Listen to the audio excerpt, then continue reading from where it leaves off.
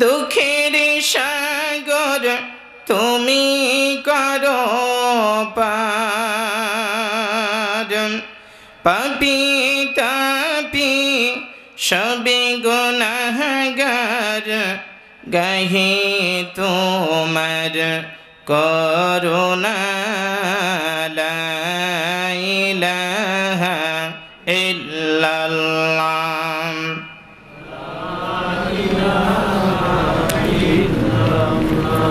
লা ইলাহা ইল্লাল্লাহ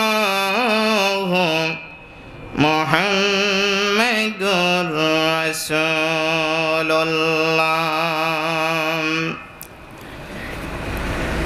পৃথিবীর মানচিত্রে দাঁড়িয়ে থাকা সুজলা সুফলা শস্য শ্যামলা লাল সবুজের পতাকাবাহী আমার প্রিয় মাতৃভূমির ঐতিহ্যবাহী জেলা গাজীপুর মহানগরের ৩ নং ওয়ার্ড গোবিন্দবাড়ি কেন্দ্রীয় জামে মসজিদ কর্তৃক আয়োজিত বার্ষিক তাফসিরুল কোরআন মাহফিল অধ্যক্ষের মাহফিলের বরেণ্য সভাপতি জনাব মোহাম্মদ রমজান আলী সভাপতি অত্র জামে মসজিদ। প্রধান অতিথি হিসেবে উপস্থিত থাকার কথা রয়েছেন জনাব Mohammad Nazimuddin MD model homeo complex limited. আলোচনা রেখে ধন্য করেছেন হযরত মাওলানা হেদায়েত বিন কাসেম। আলোচনা রেখেছেন আমার পূর্বেই হাফিজ মাওলানা মুস্তাকিম বিল্লাহ সাদি সুনামগঞ্জি সাহেব, আরও বরেণ্য উলামায়ে কেরামগণ। আমার সামনে উপস্থিত দিনদার ইসলাম প্রিয় তাওহীদি জনতার এক অংশ, পর্দার আড়ালে অবস্থানরত অবলা সরলা প্রাণাধিক প্রিয়া শ্রদ্ধেয়া মা এবং বোনেরা, মহান আল্লাহ রব্বুল আলামিনের দরবারে কালিমাতে শুকর আদায় করছি যে আল্লাহ তাআলা আমাদেরকে ভালোবেসে মহাব্বত করে আজকে কোরআনের মাহফিলে বক্তা শ্রোতা হিসেবে উপস্থিত করে দিয়েছেন। এই জন্য শুকরিয়া আদায় করি আলহামদুলিল্লাহ। লক্ষ কোটি দরুদ ও সালাম পেশ করছি মানবতার মুক্তির দূত উম্মতের কান্ডার সাইয়্যিদুল বাশার উম্মতের কান্ডারি কলিজার টুকরা নবীজি মক্কার মতি মদিনার জ্যোতি দুকুলের সাথে বিশ্ব সভার সভাপতি মুহাম্মদ আরবি সাল্লাল্লাহু আলাইহি ওয়াসাল্লামের প্রতি জানতে চাচ্ছি সকলেই কেমন আছেন। আমার মনে হয় যে আমরা যারা এখানে সংখ্যায় কম থাকলেও আমরা যদি একটু আগায়া বসি, মাঝখানের জায়গাগুলি ফাঁকা রেখে, তাহলে একটা ক্লাসের মতো কিছু কথা বলা যাবে। আপনারা কি সেই সুযোগটুকুন করে দিতে রাজি আছেন? ইনশাআল্লাহ সবাই রাজি আছেন? তাহলে সামনের দিকে একটু চেপে চেপে বসেন, অল্প সময় কথা বলবো, বলে আমরা দোয়া করে এখান থেকে বিদায় হব ইনশাআল্লাহ। লিখেছেন আপনারা তাফসিরুল কোরআন মাহফিল। বলেন কি লিখেছেন? তাফসিরুল কোরআন মাহফিল। এতক্ষণ যাবত আপনারা তাফসির শুনেছেন, এখনো আল্লাহ তাআলা যদি সুযোগ করে দেয় তাহলে আমরা এখনো তাফসিরের আঙ্গিকে কিছু কথা বলবো। আল্লাহ তাআলার কাছে সেই সহযোগিতা কামনা করছি। সকলেই পড়ি আমিন।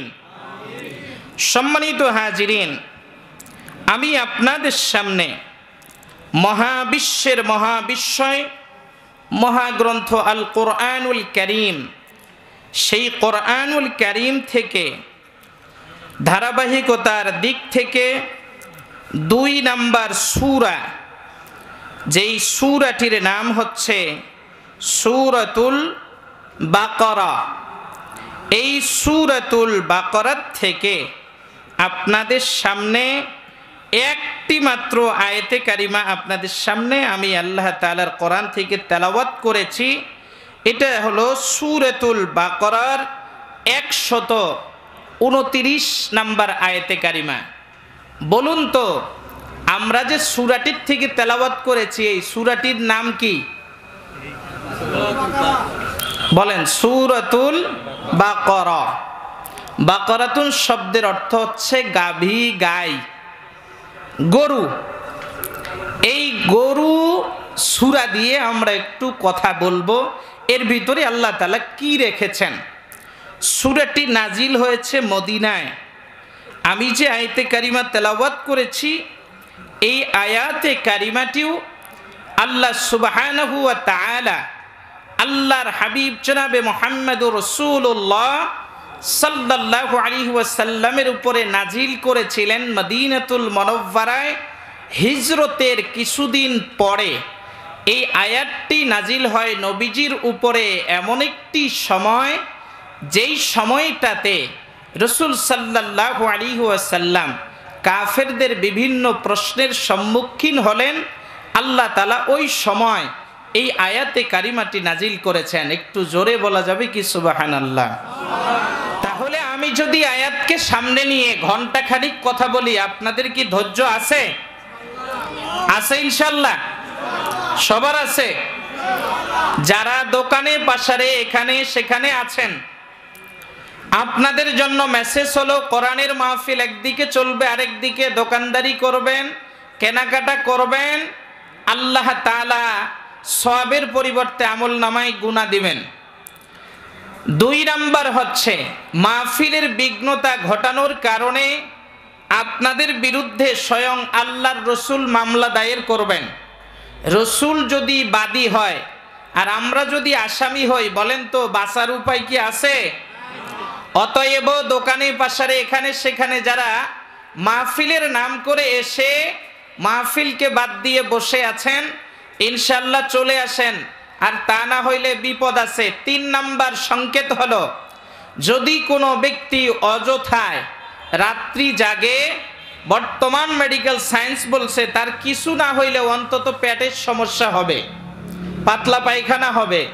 পাতলা পায়খানা হইলে নেতাগিরি চলে, তো কথা কয় না? নেতাগিরি চলে, ক্ষমতা চলে, শক্তি থাকে, সব কিছু নিঃশেষ হয়ে যায়। এই 11টা কারণের ভিতরে 3টা কারণ বললাম সম্মানিত ভাইরা। তাহলে আমরা কোরআনুল কারীমের কোন সূরা থেকে তেলাওয়াত করছি আবার বলেন তো? কত নাম্বার আয়াত? 129 বলেন। 129 নাম্বার আয়াত। ধারাবাহিকতার দিক থেকে সূরাটি কয় নাম্বার? 2 নাম্বার। আল্লাহ তাআলা এই আয়াতটি নাজিল করলেন। নাজিলের প্রেক্ষাপটকে তাফসীরের ভাষায় শানে নুজুল বলা হয়। কি কারণে আল্লাহ তাআলা এই আয়াতটি নাজিল করেছেন, এটাকে তাফসীরের ভাষায় বলা হয় শানে নুজুল। লুবাবুন নুকুলি ফি আসবাবিন নুজুল কিতাবে আল্লামা ইমাম সুয়ুতি রাহিমাহুল্লাহ তিনি লিখেছেন যে এই আয়াতটি আল্লাহ তাআলা আল্লাহর হাবিবের কাছে ওই সময় নাজিল করলেন। আল্লাহর হাবিব মদিনাতে যাবার পরে নবীজি গেলেন মদিনা বাজারে। বলেন কোন বাজারে গেছেন? মদিনা বাজারে নবীজি গেলেন। যাওয়ার পরে তিনি দাওয়াত দিলেন। কি দাওয়াত দিলেন? তাআলাউ ইলাইয়া ফাকুলু লা ইলাহা ইল্লাল্লাহু মুহাম্মাদুর রাসূলুল্লাহ তুফলিহুন। জোরে কোন সুবহানাল্লাহ। এই যে আপনাদের কাশিমপুর বাজার আছে, কেউ যদি একটা পাথরের উপরে দাঁড়ায়া কাশিমপুর বাজারে যদি এইভাবে করে ডাক দেয়, আর যত দোকানদার আছে, যত বিক্রেতা আছে, যত ক্রেতা আছে, সবার কানে কি এই আওয়াজ পৌঁছাবে? পৌঁছাবে না। আল্লাহর রাসূল দাওয়াত দিলেন যখন, মুখ দিয়ে বলছেন, কোনো সাউন্ড সিস্টেমের ব্যবস্থা ছিল না, কিন্তু আল্লাহ তাআলা প্রত্যেকটা মানুষের কর্ণ কহরের ভিতরে এই আওয়াজটা পৌঁছাইয়া দিয়েছেন। খুশি হইতে পারেন নাই আপনারা? একসাথে বলেন সুবহানাল্লাহ। গলা ছেড়ে দিয়ে বলেন সুবহানাল্লাহ। আল্লাহর হাবিবের এই আওয়াজটা যিনি পৌঁছাইয়া দিয়েছেন তিনি কে? আল্লাহ তাআলা। সেখানে ছিল ইহুদি, সেখানে ছিল খ্রিস্টান, সেখানে ছিল নাসারা, সেখানে ছিল মুশরিক। সকলেই মিলে এই আওয়াজ শোনার পরে দৌড়াদৌড়ি শুরু করছে। কোত্থেকে আওয়াজ আসলো? দেখলো যে কালো পাথরের উপরে আল্লাহর হাবিব দাঁড়ায় এই আওয়াজ দিয়েছেন। জোরে কোন সুবহানাল্লাহ। আরে এত আওয়াজ সুন্দর হয় মানুষের, এটা তো কল্পনাও করা যায় না। দুই নাম্বার, সকলে গিয়ে যখন কালো পাথরের উপরে দাঁড়াইয়া দেখলো যে এই ব্যক্তিটার জবান থেকে এই আওয়াজ এসেছে, সেই ব্যক্তির চেহারা পূর্ণিমার চাঁদকেও হার মানাইয়া দিয়ে দেয়। বলে এত সুন্দর চেহারার মানুষ পৃথিবীতে হয়, এটা কি মানুষ না আর কিছু? সমস্ত মানুষ গিয়ে যখন এই কথা বলা বলি শুরু করলো, আল্লাহর হাবিব বললেন, শোনো, আমি তোমাদেরকে একটি কথা বলার জন্য ডেকেছি। সেই কথাটি হচ্ছে এই, আমি তোমাদেরকে বলতে চাই, তোমরা ফিরে আসো, তোমরা ঘোষণা করো লা ইলাহা ইল্লাল্লাহ মুহাম্মাদুর রাসূলুল্লাহ। আল্লাহ তাআলা ব্যতীত আর কোনো ইলাহ নাই, আর মুহাম্মদ সাল্লাল্লাহু আলাইহি ওয়াসাল্লাম আমি হচ্ছি আল্লাহর পক্ষ থেকে প্রেরিত রাসূল। চিল্লায়ে কোন সুবহানাল্লাহ। সমস্ত মানুষেরা কি বললেন জানেন? তোমার চেহারা দেখে বুঝতে পেরেছি তুমি যে নবী হবে, তোমার চেহারাই সেটা বলছে, কারণ পৃথিবীর কোনো মানুষের সাথে তোমার চেহারার মিল হয় না। তুমি নবী হবে, কিন্তু আমাদের একটি জায়গায় প্রশ্ন আছে। প্রশ্নটি কি?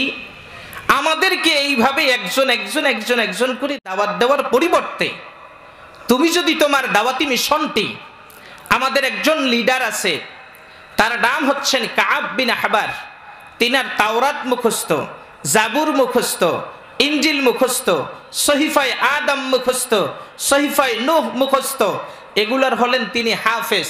তিনি প্রতি সপ্তাহে আমাদেরকে শনিবারের দিন তাফসীর করে করে শোনায়।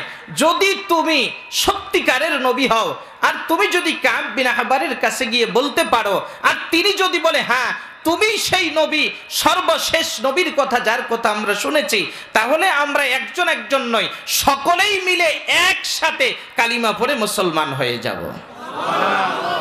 আর জোরে বলেন সুবহানাল্লাহ।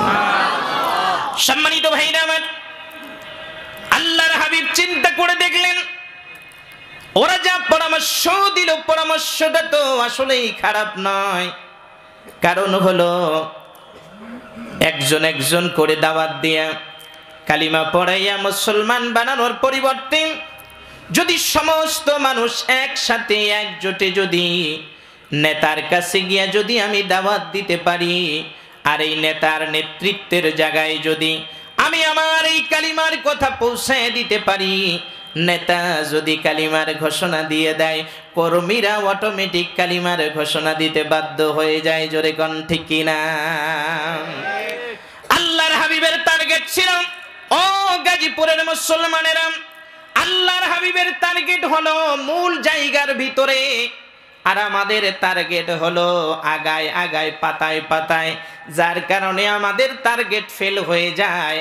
এই জন্য আমরাই মারামারি করে লাশ হয়ে যাই। কথা বলেন ঠিক না বেঠিক?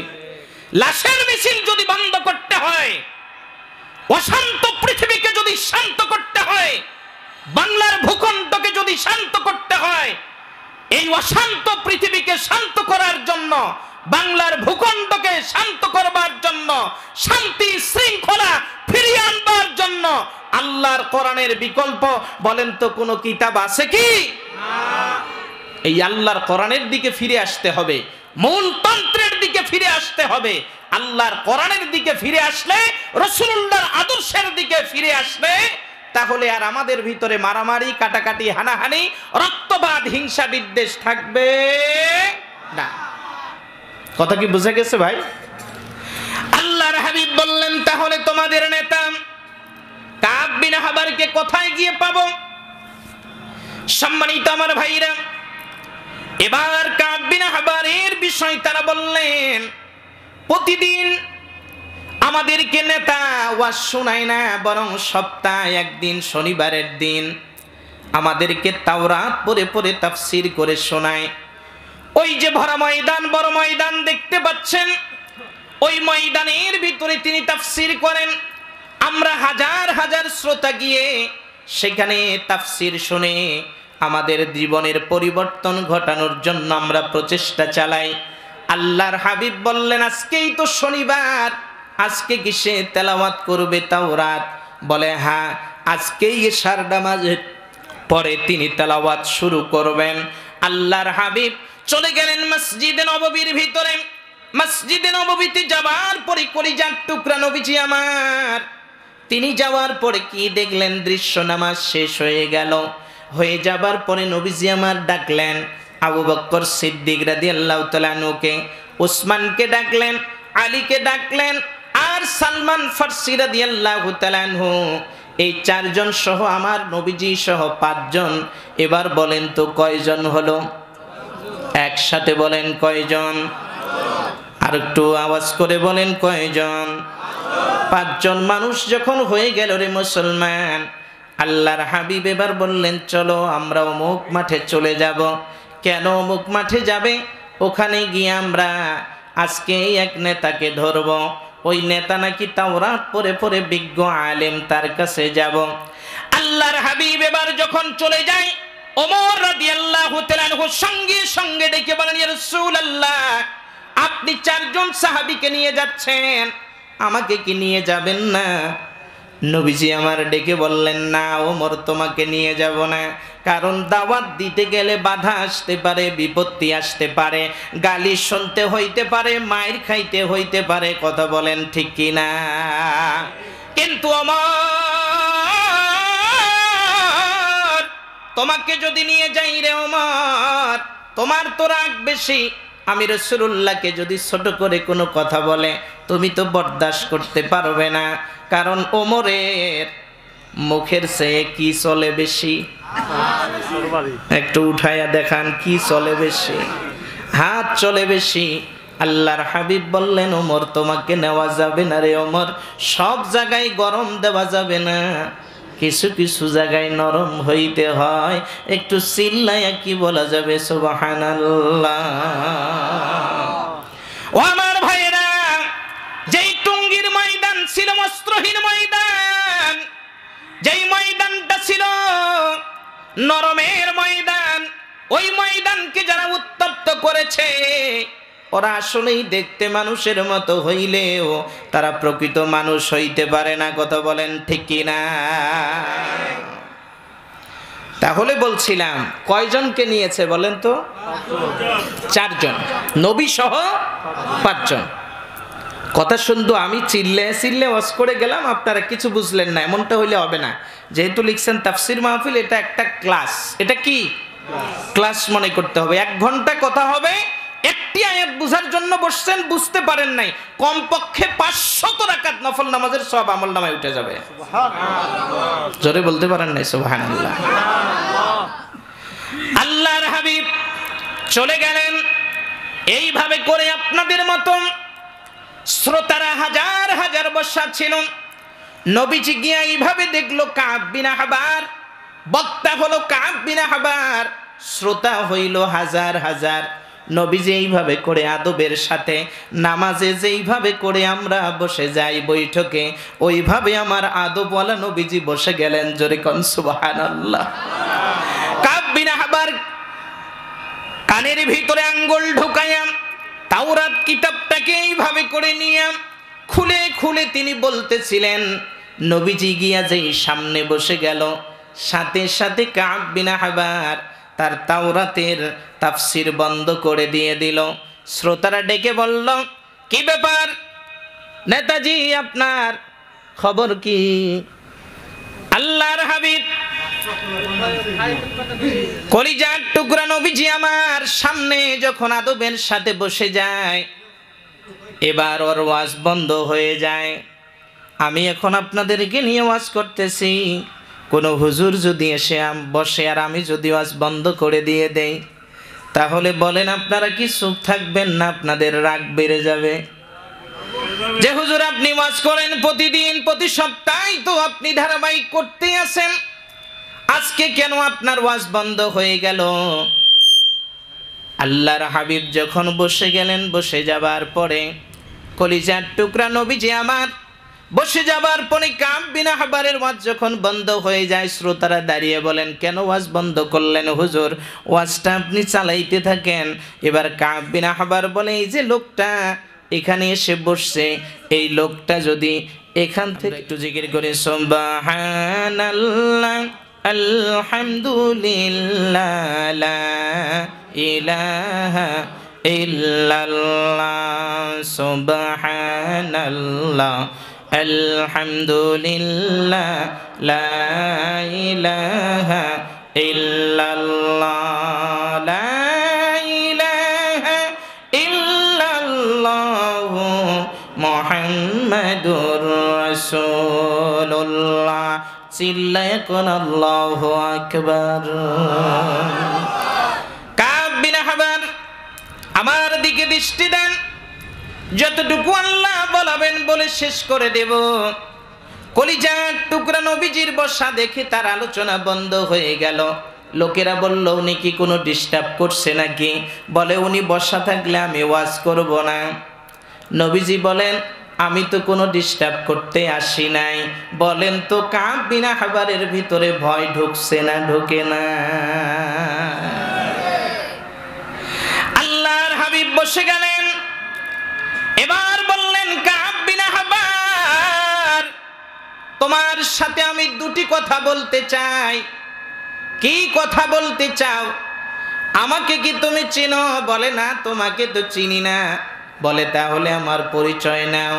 তুমি যে তাওরাত কিতাব পড়তেছো, শুনেছি তুমি জাবুর মুখস্থ করেছ, ইনজিল মুখস্থ করেছ, সহিফায়ে আদম, সহিফায়ে নূহ মুখস্থ করেছ।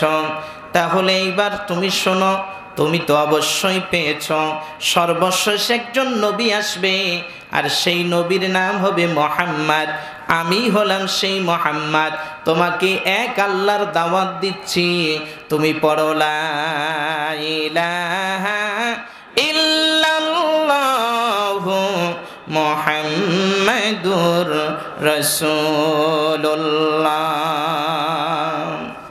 কাব বিন আহবার সঙ্গে সঙ্গে ডাকি দিয়ে বলেন, তুমি বললা আর আমি মেনে নিয়ে নিলাম, বিষয়টা তো এমন নয়। আল্লাহর হাবিব বলেন, তাহলে কি করতে হবে? বলে, মা দালিলুকা, তুমি যে নবী, তোমার কি প্রমাণাদি আছে? আল্লাহর হাবিব বললেন, আমার কাছে কোনো প্রমাণ নাই, আমার কাছে কোনো দলিল নাই। তবে তুমি যে তাওরাত কিতাবটা পড়তেছো, এই তাওরাত কিতাবের ভিতরে একবার দুইবার নয়, আমার আল্লাহ রব্বুল আলামিন কমপক্ষে ৭০ বার আমার নাম এবং আমার প্রশংসা করেছে। জোরে কোন সুবহানাল্লাহ। কাব বিন আহবার চিন্তা করে দেখলো, আহারে, এই মুহাম্মদ তো কারো কাছ থেকে শিক্ষা গ্রহণ করে নাই। সে তো তাওরাতও পড়তে পারে না, সে জাবুরও পড়তে পারে না, সে ইনজিলও পড়তে পারে না। তাহলে সে জানলো কিভাবে? এটা বললো আর হয়ে গেল না। কাব বিন আহবার বলছে, না, তোমার নাম একবারও এই তাওরাত কিতাবের ভিতরে নাই। জোরে কোন নাউজুবিল্লাহ। তুমি বললেই হবে। তুমি কি তাওরাত পড়া জানো? আল্লাহর হাবিব বললেন যে, দেখো, আমি যা বলছি সত্যিই বলছি। তাওরাত কিতাবের ভিতরে ৭০ জায়গার ভিতরে আমার নাম আল্লাহ লিখে রাখছেন। আর একটু জোরে বলা যাবে সুবহানাল্লাহ? এই কথা বলার পরে এবার কাব বিন আহবারের একটু টনকর লড়ছে, কিন্তু চিন্তা হইল, এতদিন পর্যন্ত জনগণকে ধোঁকা দিছি, এখন যদি বলি আছে, তাহলে তো মায়ের খাওয়ার সম্ভাবনা আছে। কথা বলেন ঠিক কিনা? এইবার কাব বিন আহবার বলছে, না, তোমার নাম বলতে এখানে কিচ্ছু নাই। বলে, তাহলে তুমি এবার পড়া শুরু করো, একটু পরেই তুমি টের পাবে আমার নাম আছে না নাই। তিনি এইবার কানে হাত দিয়ে আবার পড়া শুরু করছে। পড়তে পড়তে পড়তে পড়তে যেই মাত্র কলিজার টুকরা নবীজির দুটি নাম, একটি হচ্ছে আহমদ, একটি হচ্ছে মুহাম্মদ, দুইটি নাম যখন তাওরাত কিতাবের এক লাইনের শেষে আরেক লাইনের শুরুতে দুই জায়গায় যখন আসছে, সাথে সাথে কান থেকে আঙ্গুল নামায়া 2 আঙ্গুল দিয়ে চিপে ধরছে। জোরে কোন নাউজুবিল্লাহ। চিপে ধরার পরে আল্লাহর রাসূল বলল যে, কি ব্যাপার? এখানে তো ওয়াকফ নাই, এখানে দাড়ি কমা কিচ্ছু নাই, এখানে নিঃশ্বাস ত্যাগ করলাম মানে? বলে, তুমি কি তাওরাত পড়ার মাসালা জানো, নিয়ম জানো? দেখছেন, নবীজিকে সে মাসালা শেখায়।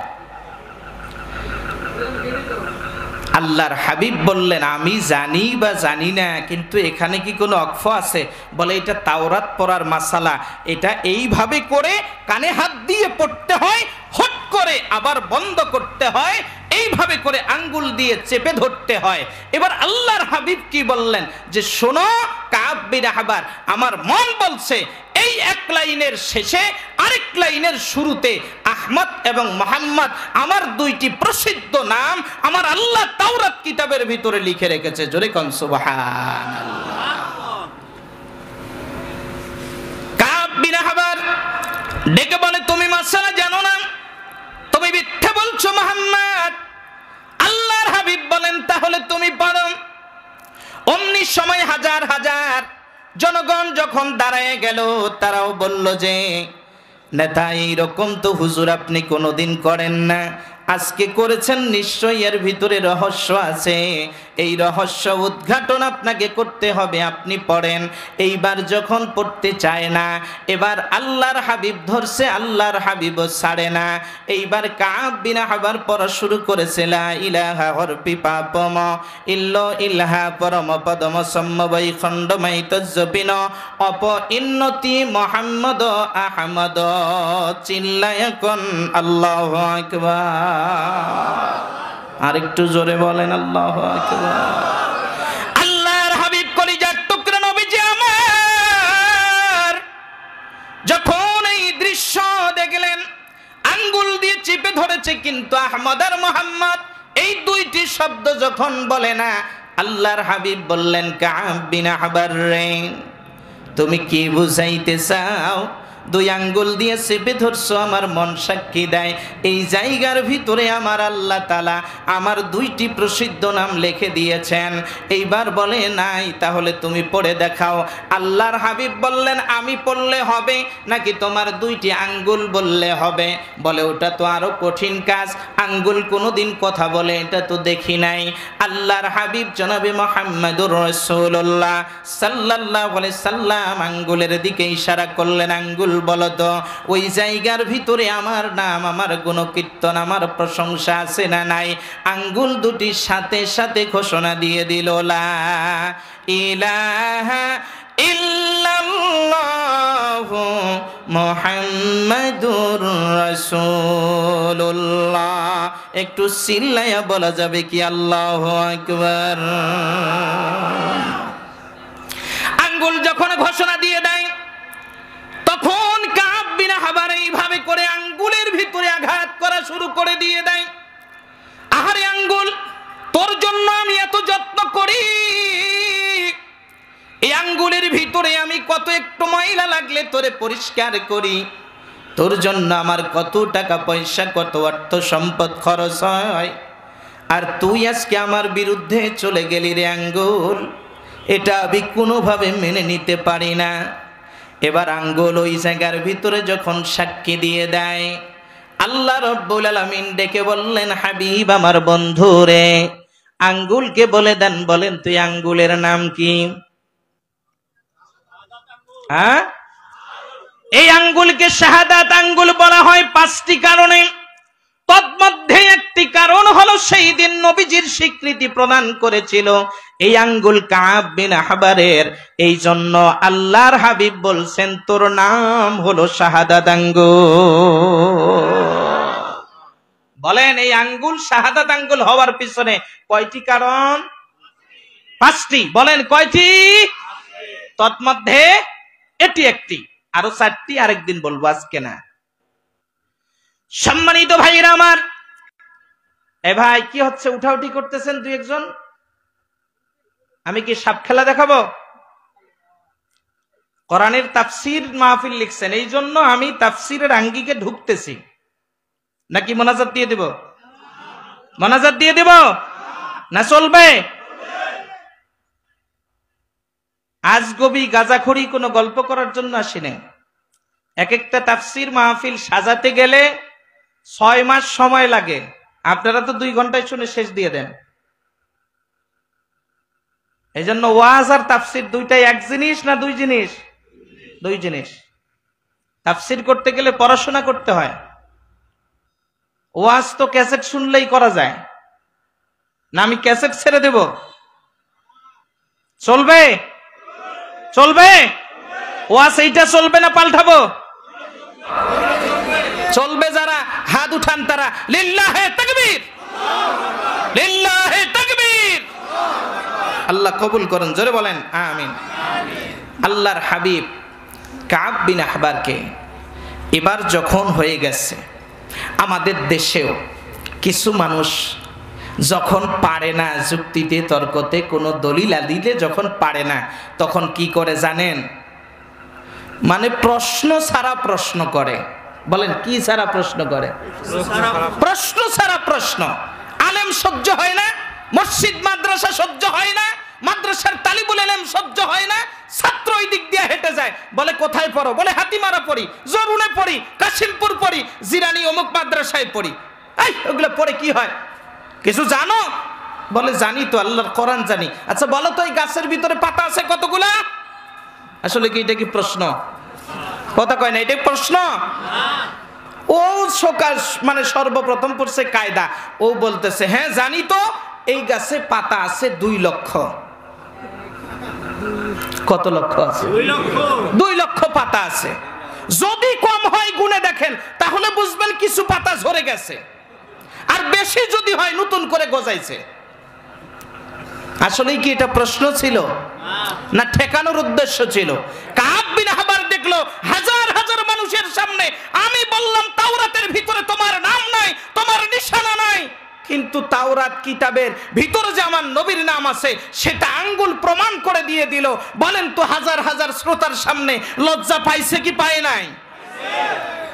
পাওয়ার পরে এখন তাকে তো ইজ্জত বাঁচাইতে হবে। সে বলে তাহলে শোনো, তুমি যে মুহাম্মদ, তুমি যে আব্দুল্লাহর ছেলে মুহাম্মদ, তুমি যে সর্বশেষ নবী, তাহলে তোমাকে একটা আমি প্রশ্ন করব, প্রশ্নের উত্তর যদি দিয়ে এখান থেকে যাইতে পারো, তাহলে আমি সহ আমার গোষ্ঠী শুদ্ধা কালিমা পড়া মুসলমান হয়ে যাব। আল্লাহর হাবিব বললেন ঠিক আছে প্রশ্ন করেন। সুবহানাল্লাহ কয় নাই রে? আর একটু জোরে বলেন না। আল্লাহর হাবিব কি বলছে? প্রশ্ন করেন। আল্লাহর হাবিব যখন বলছে তিনি প্রশ্ন করছেন, আচ্ছা তুমি যে শেষ নবী এটা আমি মানলাম, আজ থেকে বহু বছর পূর্বে আল্লাহ তাআলা বনি ইসরাইল নামক একজন নবী মুসা আলাইহিস সালামকে পাঠিয়েছেন বনি ইসরাইল গোত্রে।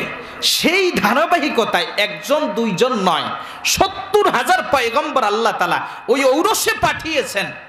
তাহলে তুমি যে সর্বশ্রেষ্ঠ নবী হবে, তাহলে আল্লাহ তাআলা তোমাকে ওই গোত্রে পাঠাইলে তো তোমার ইজ্জত সম্মান বেশি হইতো, সেখানে না পাঠিয়ে কেন তোমাকে কুরাইশ বংশে পাঠানো হয়েছে? এটার উত্তর দাও। আল্লাহর হাবিব তখনও পর্যন্ত উত্তর তার জানা আছে কি? কথা কয় না আছে নাই, কারণ আল্লাহর হাবিব মা ইয়ানতিকু আনিল হাওয়া ইন হুয়া ইল্লা ওয়াহয়ু ইউহা, ততক্ষণ পর্যন্ত নবীজি কিছু জানেন না, কিছু বলতে পারেন না, যতক্ষণ পর্যন্ত আল্লাহর হাবিবের কাছে জিবরাইল আমিন না আসে। আর জিবরাইল আমিন ততক্ষণ পর্যন্ত আসেন না যতক্ষণ পর্যন্ত আল্লাহ তাআলা কোনো ওহী দিয়ে না পাঠান। চিল্লে এখন সুবহানাল্লাহ। এখন তো আমাদের দেশে অনেক পিশাব আছে, বৈশা থাকে গোবিন্দগঞ্জে আর মক্কাতুল মুকাররমার কুত্তা খেদায়। আছে না নাই? কথা কয় না রে? আছে। এই যুবকরা বলো আছে না নাই? কিন্তু নবীজি যতক্ষণ পর্যন্ত আল্লাহর পক্ষ থেকে ওহী না আসে ততক্ষণ পর্যন্ত কিছু জানেন না। আল্লাহর হাবিব ভাবলেন কথা তো ঠিক, যেই কথা তিনি বললেন কথা তো ঠিক, কারণ হচ্ছে কিভাবে করে আমি তো জানি না 70,000 পয়গম্বর সেই জায়গায় পাঠাইলে তো আমার ইজ্জত বাড়ার কথা, কিন্তু সেখানে না পাঠাইয়া কেন আল্লাহ কুরাইশ বংশে আমাকে পাঠাইলেন এইটা তো আমি জানি না। আল্লাহ তাআলার কাছে আল্লাহর হাবিব দুখানি হাত তুলে দিলেন। চিল্লায় এখন সুবহানাল্লাহ।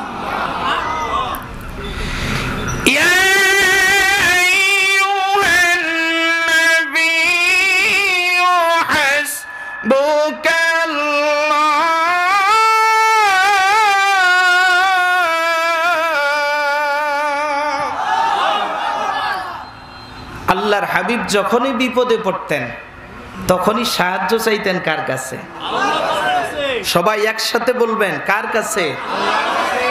আল্লাহ বললেন, হাবিব বিপদে পড়ছো, সাহায্য চাইছো, আমি আল্লাহ তাআলা তোমাকে সাহায্য করব। তোমার প্রশ্নের উত্তর আমি রেডি করে রাখছি, তোমাকে দিয়ে দিব। জোরে কোন সুবহানাল্লাহ। বলেন তো, নবীজি খুশি হওয়ার কথা না? কিন্তু নবীজি খুশি হন নাই, মন খারাপ করে ভারাক্রান্ত মন নিয়ে আছে। কারণ নবীজি জানে আমি চলে যাওয়ার পরে কিয়ামত পর্যন্ত আমার আনেওয়ালা উম্মতের ভিতরে আলেমরা থাকবে, তারাও তো দাওয়াত দিতে গিয়ে এইরকম কত প্রশ্নের সম্মুখীন হবে, তাদের সহযোগিতা করবে কে? সুবহানাল্লাহ বলতে ইচ্ছে করে নাই? আল্লাহর হাবিব যখন মন খারাপ করে বসে আছেন, বলেন তো পৃথিবীর কেউ যদি না জানে তাহলে জানেন যিনি, তিনি কে? আল্লাহ তাআলা জেনে গেলেন। আল্লাহ তাআলা সঙ্গে সঙ্গে ডাকলেন, হাবিব আমার বন্ধু, টেনশন করো না, চিন্তা করো না গো নবীজি, আমি বুঝতে পেরেছি তোমার দিলে কি চাই, তোমার মনে কি চাই গো নবীজি। তুমি তো তোমার জন্য চিন্তা করো না, সব সময় চিন্তা করো তুমি তোমার উম্মতদেরকে নিয়া। আমি হাবিব জানি গো নবীজি, এজন্য তোমার উম্মতের ভিতরে ওয়ামানিত তাবাআকা মিনাল মুমিনিন।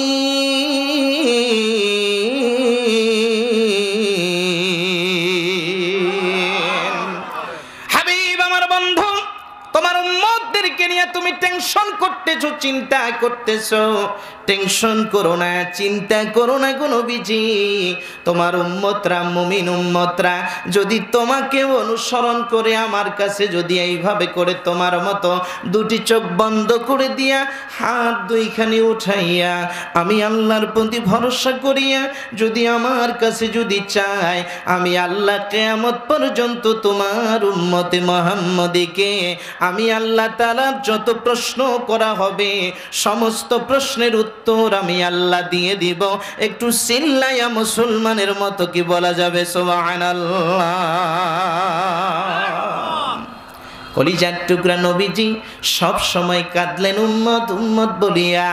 আর আজকে সেই নবীজির আনেওয়ালা দিন আজকে বিদায় হয়ে যায়, কিন্তু উম্মত খেলায় খেলায় কোরআনের মাহফিলকে বাদ দিয়ে দোকানে পাশারে বাড়িতে শুয়া থাকে, এমন উম্মত বলেন তো আছে না নাই? সম্মানিত ভাইরা আমার, আল্লাহর হাবিব জনাবে মুহাম্মদুর রাসূলুল্লাহ সাল্লাল্লাহু আলাইহি ওয়াসাল্লাম কলিজার টুকরা নবীজি বললেন, আল্লাহ তাহলে তুমি আমার প্রশ্নের উত্তরটা দিয়ে দাও না। বলে দিব তো, কারণ হলো ৭০,০০০ পয়গম্বর আসছে গো, কেউ দোয়া করে নাই যে আমার ঔরসে, আমার ঔরস জাতক সন্তানের ঔরসে তুমি তোমার নবী মুহাম্মদকে পাঠাইও গো আল্লাহ। কিন্তু একজন নবী দোয়া করছেন, যেই নবী হলেন ইব্রাহিম আলাইহিস সালাম, জাতির পিতা। জোরে বলেন, কার পিতা? সবাই বলেন একসাথে, কার পিতা?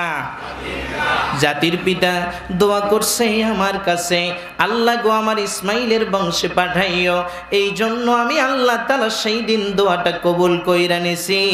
এইবার প্রশ্ন হইল, ভাইরে আমার, যুবকেরা, তরুণেরা, আমার কলিজার টুকরা আব্বা জানেরা, এইবার প্রশ্ন হইতে পারে, হুজুর গো কোন সময় আল্লাহ তাআলার কাছে ইব্রাহিম আলাইহিস সালাম দোয়া করছিলেন, যেইটাকে তাফসীরের ভাষায় বলা হয়।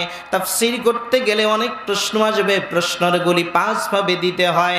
1 নাম্বার, কোরআনুল কারীমের ভিতরে যদি পাওয়া যায়, কোরআনের আঙ্গিকে আয়াতের আঙ্গিকেই প্রশ্নের উত্তরগুলি দিতে হয়। 2 নম্বরে রাসূলুল্লাহ সাল্লাল্লাহু আলাইহি সাল্লামের সুন্নাহর মাধ্যমে দিতে হয়।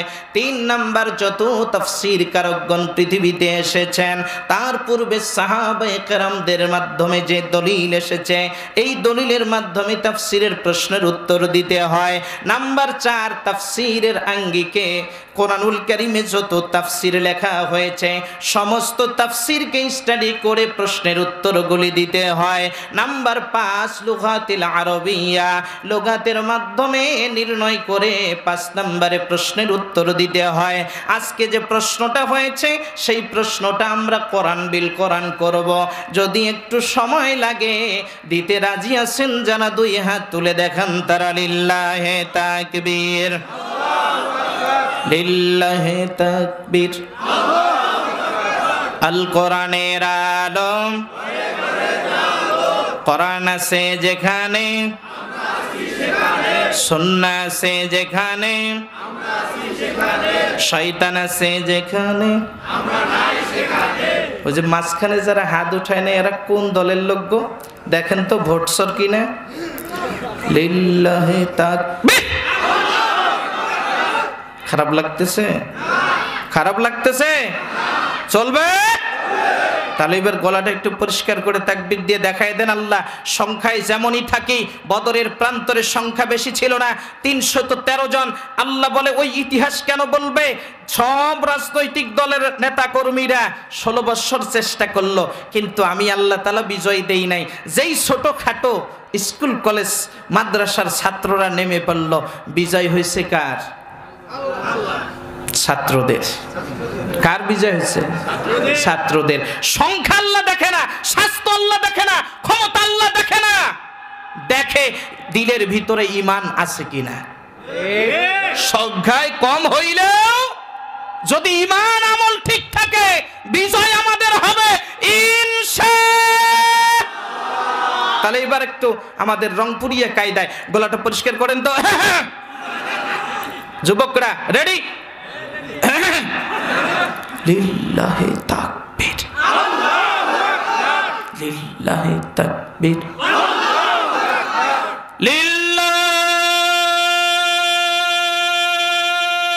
লিল্লাহে তাকবীর। হাত নামান। ঘন্টাখানেক চলবে? সম্মানিত ভাইরা আমার, একান্ত আপনজনেরা, মুরব্বীরা আমার, কান লাগান, এই দিকে দৃষ্টিটা দেন। আল্লাহর হাবিবকে আল্লাহ তাআলা সহযোগিতা করবেন।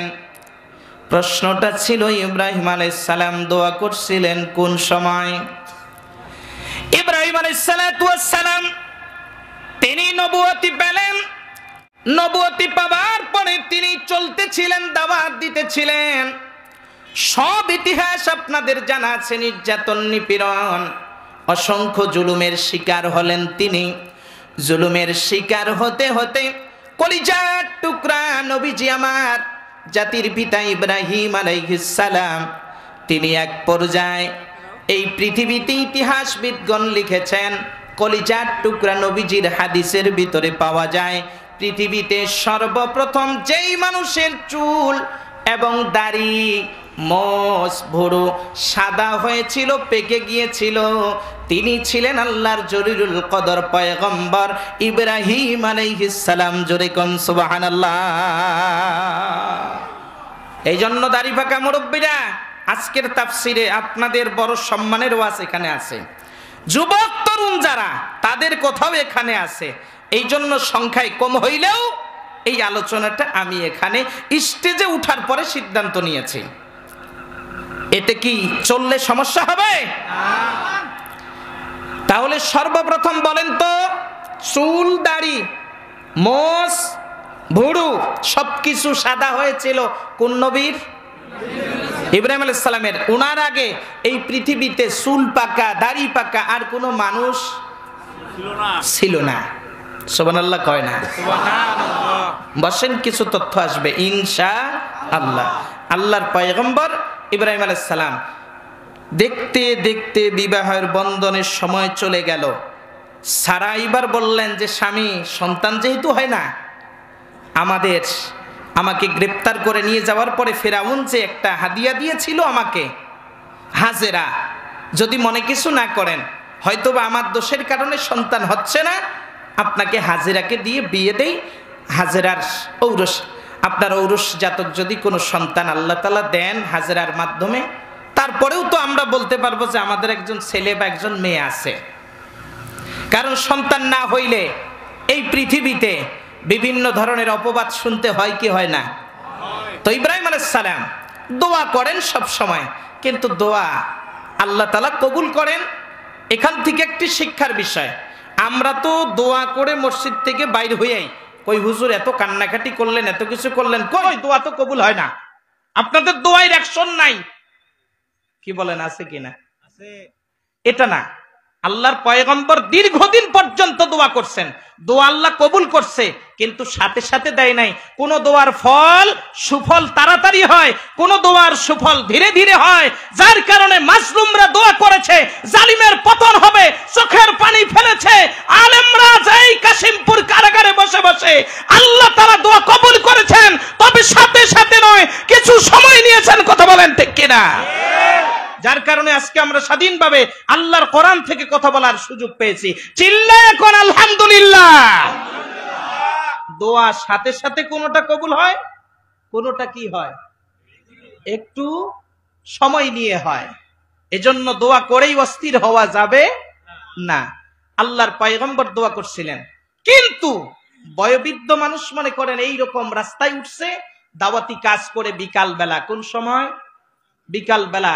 আল্লাহর পয়গম্বর ইব্রাহিম আলাইহিস সালাম দাওয়াত দিয়ে যখন এই রাস্তায় উঠছেন, যুবকেরা দাঁড়াইয়া, বাবেল শহরের যুবকরা দাঁড়াই গেছে, দাঁড়াইয়া বলতেছে যে ইব্রাহিম, দেখছেন নবীর সাথে বেয়াদবি, বলে ইব্রাহিম তুমি যে এক আল্লাহর দাওয়াত দাও, তোমার চুলদারি তো সব সাদা হয়ে গেছে, সবকিছু পাইকে গেছে, তুমি তো বুড়া হয়ে গেছো, তুমি দাওয়াত দেওয়ার পরে কয়দিন পরে তো তোমার আজরাইল এসে নিয়ে যাবে, তুমি চলে যাওয়ার পরে তোমার ইসলাম, তোমার আল্লাহ, তোমার এই দ্বীন কে চালাবে? আল্লাহর পয়গম্বরের কাছে আঘাত লাগলেন কথাটি।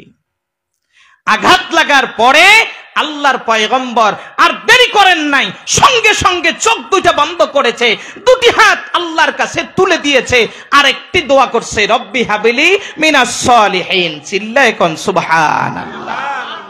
আল্লাহ, আমি আমার জন্য সন্তান চাই না, আমার খাওয়ার জন্য, আমার উপার্জনের জন্য সন্তান চাই না। আল্লাহ, আমার জন্য আমি সন্তান চাই না, জাতির কাছে তোমার দ্বীনের দাওয়াত পৌঁছাবে, জাতির কল্যাণে কাজ করবে, এরকম একজন সন্তান আল্লাহ জাতির কল্যাণে তুমি আমাকে দান করো। হয় নাই? খুশি হতে পারলাম না? একসাথে বলেন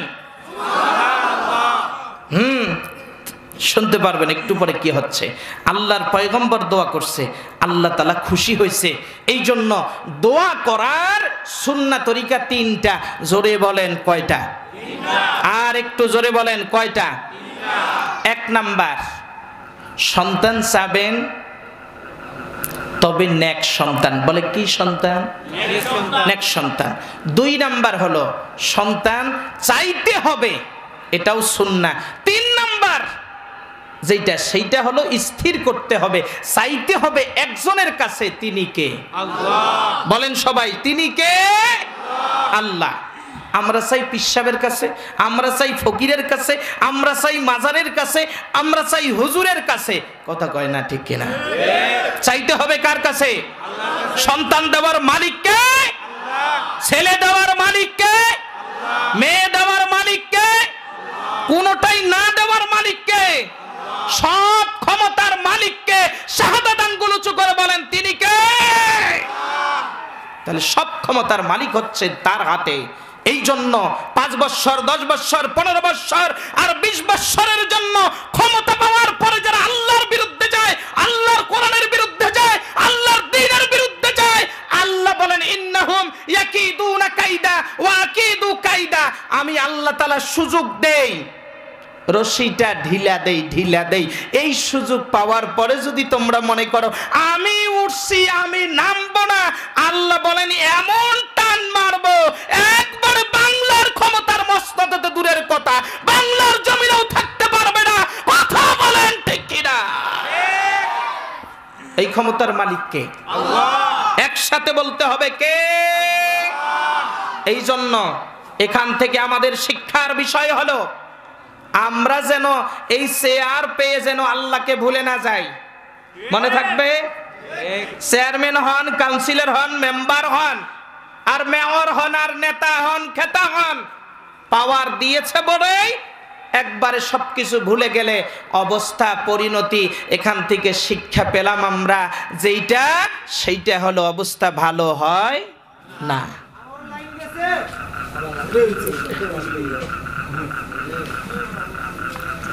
এখন ওর দোষ দিয়ে লাভ কি? আপনারা আনছেনই এরকম ভাঙ্গাচুরা, এখন ওকে বকে লাভ আছে? আমার ওকে বারবার কিছু বলে লাভ আছে? কিচ্ছু না। আমি চাচ্ছি সংক্ষেপ করে এই আধা ঘন্টার ভিতরে মোনাজাত দিয়ে আপনাদের বিদায় দেব ইনশাআল্লাহ। সম্মানিত ভাইরা আমার, কান লাগান এইদিকে। আল্লাহর পয়গম্বর দোয়া করলেন, রব্বি হাবলি মিনাস সালিহিন, হে আমার রব, হে আমার প্রতিপালক, তুমি আমাকে একটা জাতির কল্যাণে নেক সন্তান দান করো। জোরে কোন সুবহানাল্লাহ। আল্লাহ তাআলাও বললেন, ফাবাশশারনাহু বিগুলামিন হালিম।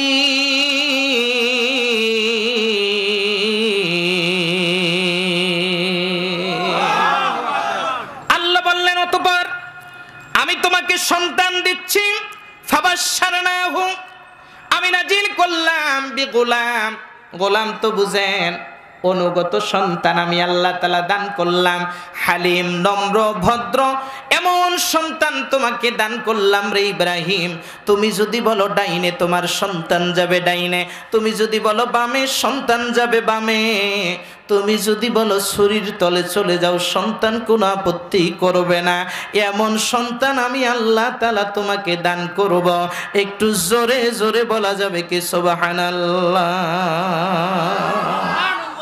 ইব্রাহিম আলাইহিস সালাম চলে গেছেন বাসায়। বউ কয়টা বলেন তো? একসাথে। প্রথম বউ সারা, দ্বিতীয় বউ হাজেরা। সারার কাছে গিয়ে বলে, একটা সুসংবাদ আছে। সুবহানাল্লাহ কয় না? সুসংবাদ কি গো? সুসংবাদ হচ্ছে এই, আল্লাহ তাআলা দিয়েছেন একটা সুসংবাদ, আমাদের বাচ্চা হবে। সারা বলে, ঢং কইরো না, এই 93 বছর বয়সে আইসা তুমি কও যে সন্তান হবে না, হবে না, হবে না, বুড়া বয়সে হবে না। বলে আল্লাহ বলছে। বলে আল্লাহ যদি বলে তাহলে হবে। জোরে কয় না রে? কে যদি বলে? আল্লাহ যদি বলে। এই হলো ঈমান আর ইয়াকিন, এই বিশ্বাস। আল্লাহ বললে হবে। বলে তাহলে চলো। বলে আমার আল্লাহ দিয়েছেন, এতদিন পর্যন্ত দেয় নাই স্বামী আমার। আমার মন সাক্ষী দেয়, আমার আল্লাহ দিতে চেয়েছেন, পছন্দ করেছেন। হয়তোবা আমার হাজেরাকে দেখে আমি প্রথম স্ত্রী, আল্লাহ দিলে এতদিনে দিয়ে দিতেন। আমার ঘরে আপনি যাইতে পারবেন না গো স্বামী, আল্লাহর ওয়াস্তেই আপনি চলে যান হাজেরা আমার বোনের কাছে। চিল্লায় কোন সুবহানাল্লাহ। হাজেরার কাছে গেছে। ও আমার মা বোনেরা, কান লাগান। কেমন ছিলেন তারা? আর আমরা শুধু যদি একটা যদি সুনোর কম পড়ে, কসমেটিক্সের সুনো কিনতে ভুল করছেন। বলে তোমার কাছে বিয়ে হইয়া আমার জীবনটাই শেষ হয়ে গেল। কথা কয় না, ঠিক না বা ঠিক? সব দিয়েছেন, ঈদে দিয়েছেন, সব কিছু দিয়েছেন। 16ই ডিসেম্বর গেল, সেই দিনও কসমেটিক্স সব কিছু দিয়েছেন, কোনো সমস্যা নেই। শুধু পহেলা বৈশাখে পাতলা পোশাকটা কিনে দেন নাই। বলে তোমার কাছে বিয়ে হয়ে আমার জীবনটাই শেষ। আল্লাহর হাবিব বলেন, যে স্বামী, যে স্ত্রী স্বামীকে এইরকম ভর্ৎসনা দেয়, আল্লাহর লানত, রাসূলের লানত ওই নারীর উপরে পড়ে, যার কারণে ওই নারী দিয়ে সংসারে শান্তি আসে না। কথা বলেন ঠিক কিনা? মা বোনেরা তো রাগ করে শেষ হয়ে গেল যে কোন হুজুর আনছে গো আমাদেরকে জাত করতেছে। একটু পরে মা বোনেরা আপনাদেরও স্পেশালি ওয়াজ আসতেছে ইনশাআল্লাহ। তো হাজেরার কাছে গেছে যখন, হাজেরা বলে, আল্লাহর পয়গম্বর, আমার সাথে না শুয়ে আপনি আমার বড় বোনের কাছে যান। সুবহানাল্লাহ। জোরে কয় না সুবহানাল্লাহ? একসাথে বলেন তো সুবহানাল্লাহ। দুইজনের ভিতরে মিল আছে না নাই? আছে। আবার গেছে সারার কাছে। সারা বলে, দেখেন, আসেন, আমি নিজে দিয়ে আসি। সুবহানাল্লাহ। আপনার আমার বউ তাই করবে তো? দ্বিতীয় বিয়ে না, খালি মুখটা দিয়ে বললেন তুমি যেরকম করতেছো এতে মনে হয় আমার আরেকখান চৌকাটের দরকার। কি বলো? আমাকে দিয়ে হয় না? কোন জায়গায় অভাব তোমার? কথা কয় না? নাই? তবে আমার এই গোবিন্দ বাড়ির মা বোনেরা এরকম কথা বলে না, সব আল্লাহর ওলি। রাবেয়া, বসরিয়া, নকশাবন্দিয়া, হাসিনাই, খালেদা।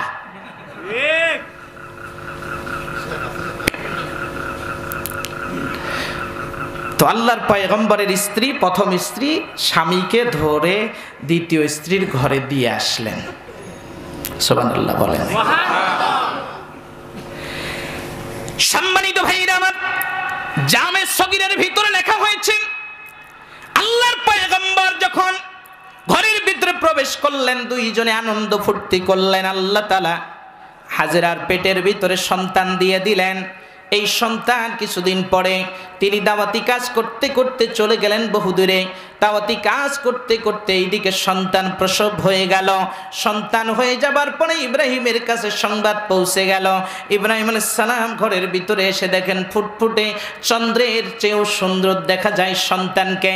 এই সন্তানকে দেখার পরে এইভাবে করে কোলে নিয়ে আরে মুসলমান, লুবাবুন নুকুলের ভিতরে লেখা হয়েছে ফি আসবাবিন নুজুলে, আল্লাহর পয়গম্বর এইভাবে করে চাদর দিয়া এইভাবে করে ঢেকে নিয়ে ঠোঁটে গালে চুমু দিয়ে দিলেন।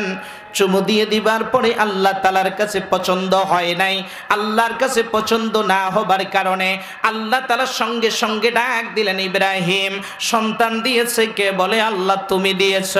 বলে সন্তান পাওয়ার পরে তুমি একে ঠোঁটে চুমু দিলা, গালে চুমু দিলা, যেই সন্তান তোমাকে আমি আল্লাহ থেকে বিরুদ্ধে লাগায় দেয়, আমি আল্লাহরে ভুলাই দেয়, আমার আল্লাহ তাআলা সঙ্গে সঙ্গে ডাক দিয়ে বলে, ইব্রাহিম যেই সন্তান আমার থেকে তোমাকে সরাইয়া রাখলো ওই সন্তানকে আর কাছে রাখতে পারবে না।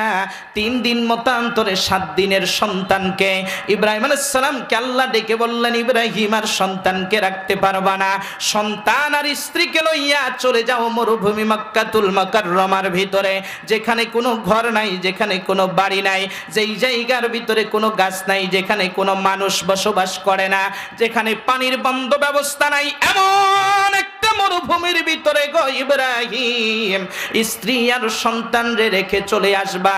একটা কিছু পাত্রের ভিতরে খাবার নিয়ে যাবা, এক পেয়ালা পানি দিয়ে চলে আসবা। আল্লাহর পয়গম্বর কোনো দেরি করেন নাই, আল্লাহ আমার প্রতি নারাজ হয়ে যাবেন, এই জন্য তিনি ভয়ে দৌড় দিয়ে চলে গেলেন। যাবার পরে মক্কাতুল মুকাররমায় 7 দিন, আর যেতে যেতে লাগলো 3 দিন। জোরে বলেন কয় দিন? এই 10 দিনের সন্তানকে রেখে এতদিন পরে সন্তান পেয়েছেন। 10 দিনের সন্তান আর স্ত্রীকে রেখে যখন আল্লাহর পয়গম্বর চলে আসতেছেন, তাফসিরে মারিফুল কোরআনে আল্লামা শফি রহমাতুল্লাহি আলাইহি লেখেন, ও পৃথিবীর মানুষেরা, পিছন দিক থেকে হাজেরা ডাকতে শুরু করলেন, ও আমার স্বামী গো, আপনি এত নিষ্ঠুর হইতে পারেন না, কারণ আপনি তো আল্লাহর পয়গম্বর। এত নিষ্ঠুর হইয়া 7 দিনের সন্তান কয়েকটা খেজুর দিয়ে আর এক পেয়ালা পানি দিয়ে আপনি চলে যাচ্ছেন, এইটা তো আপনি করতে পারেন না গো পয়গম্বর। আল্লাহর পয়গম্বর কোনো কথা দিলেন না, পিছনের দিকেও তাকাইলেন না, শুধুমাত্র শাহাদাত আঙ্গুলটা উঁচু করে আল্লাহর পয়গম্বর দেখায়া দিয়ে দিলেন, আমি আমার মতো করে যাই না রে বিবি।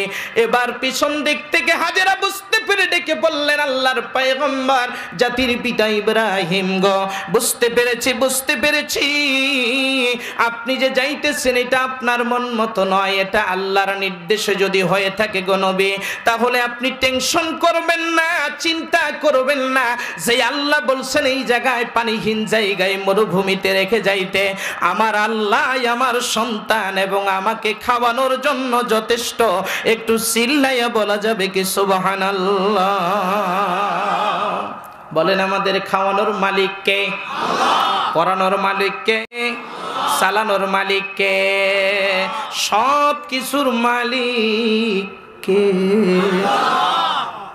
আল্লাহর পয়গম্বর এইবার চলে আসলেন, সন্তান ওইদিকে বড় হতে লাগলো। বড় হতে হতে রে মুসলমান 1 বৎসর 2 বৎসর যেতে যেতে 10 দিনের সন্তানকে রেখে আসছে, 7 বৎসর হয়ে গেল। একটা বারের জন্য আল্লাহকে বলেন, আল্লাহ আমার সন্তানকে দেখতে মনে চায়, কিন্তু মনের ভিতরে যে আশা আকাঙ্ক্ষা, একটু মুসলমানের মতো বলেন, এটা জানেন যিনি তিনি কে? ইব্রাহিম আলাইহিস সালাম দাওয়াত দেয়, মনের ভিতরে একটা চিন্তা তো আছে, কিন্তু মুখ দিয়ে বলতে পারেন না। আল্লাহ রাব্বুল আলামিন 7 বৎসরের কালে ডাক দিয়া বলে, ইব্রাহিম তোমার মনে কি চায় এটা পৃথিবীর কেউ না জানলেও আমি জানি রে ইব্রাহিম। ঠিক আছে, তুমি একটু যাও মক্কাতুল মুকাররমায়, যায় তোমার ইসমাইল রে দেখে আসো, তোমার স্ত্রী রে দেখে আসো। সুবহানাল্লাহ কয় না? আরেকটু জোরে বলেন না সুবহানাল্লাহ। কয় বৎসর? আরো জোরে। 7 বৎসর হয়ে গেছে। আল্লাহর পয়গম্বর এবার হেঁটে হেঁটে রওনা করলেন। যেতে যেতে মক্কাতুল মুকাররমায় গিয়েছেন, যেই জায়গায় রেখে আসছি পানি ছিল না, গাছ ছিল না, বাড়ি ছিল না, পুরা মহল্লা হয়ে গেছে। আর একটু জোরে। আল্লাহর পয়গম্বর চিনতে পারছেন না, কোথায় আসলাম আমি? এই জায়গা তো এটা এরকম ছিল না। আল্লাহর পয়গম্বর ইব্রাহিম আলাইহিস সালাম এবার গিয়ে ওখানে দাঁড়াইয়া দেখতেছে ছোট ছোট কিছু বাচ্চা ওই জায়গার ভিতরে খেলাধুলা করতেছে।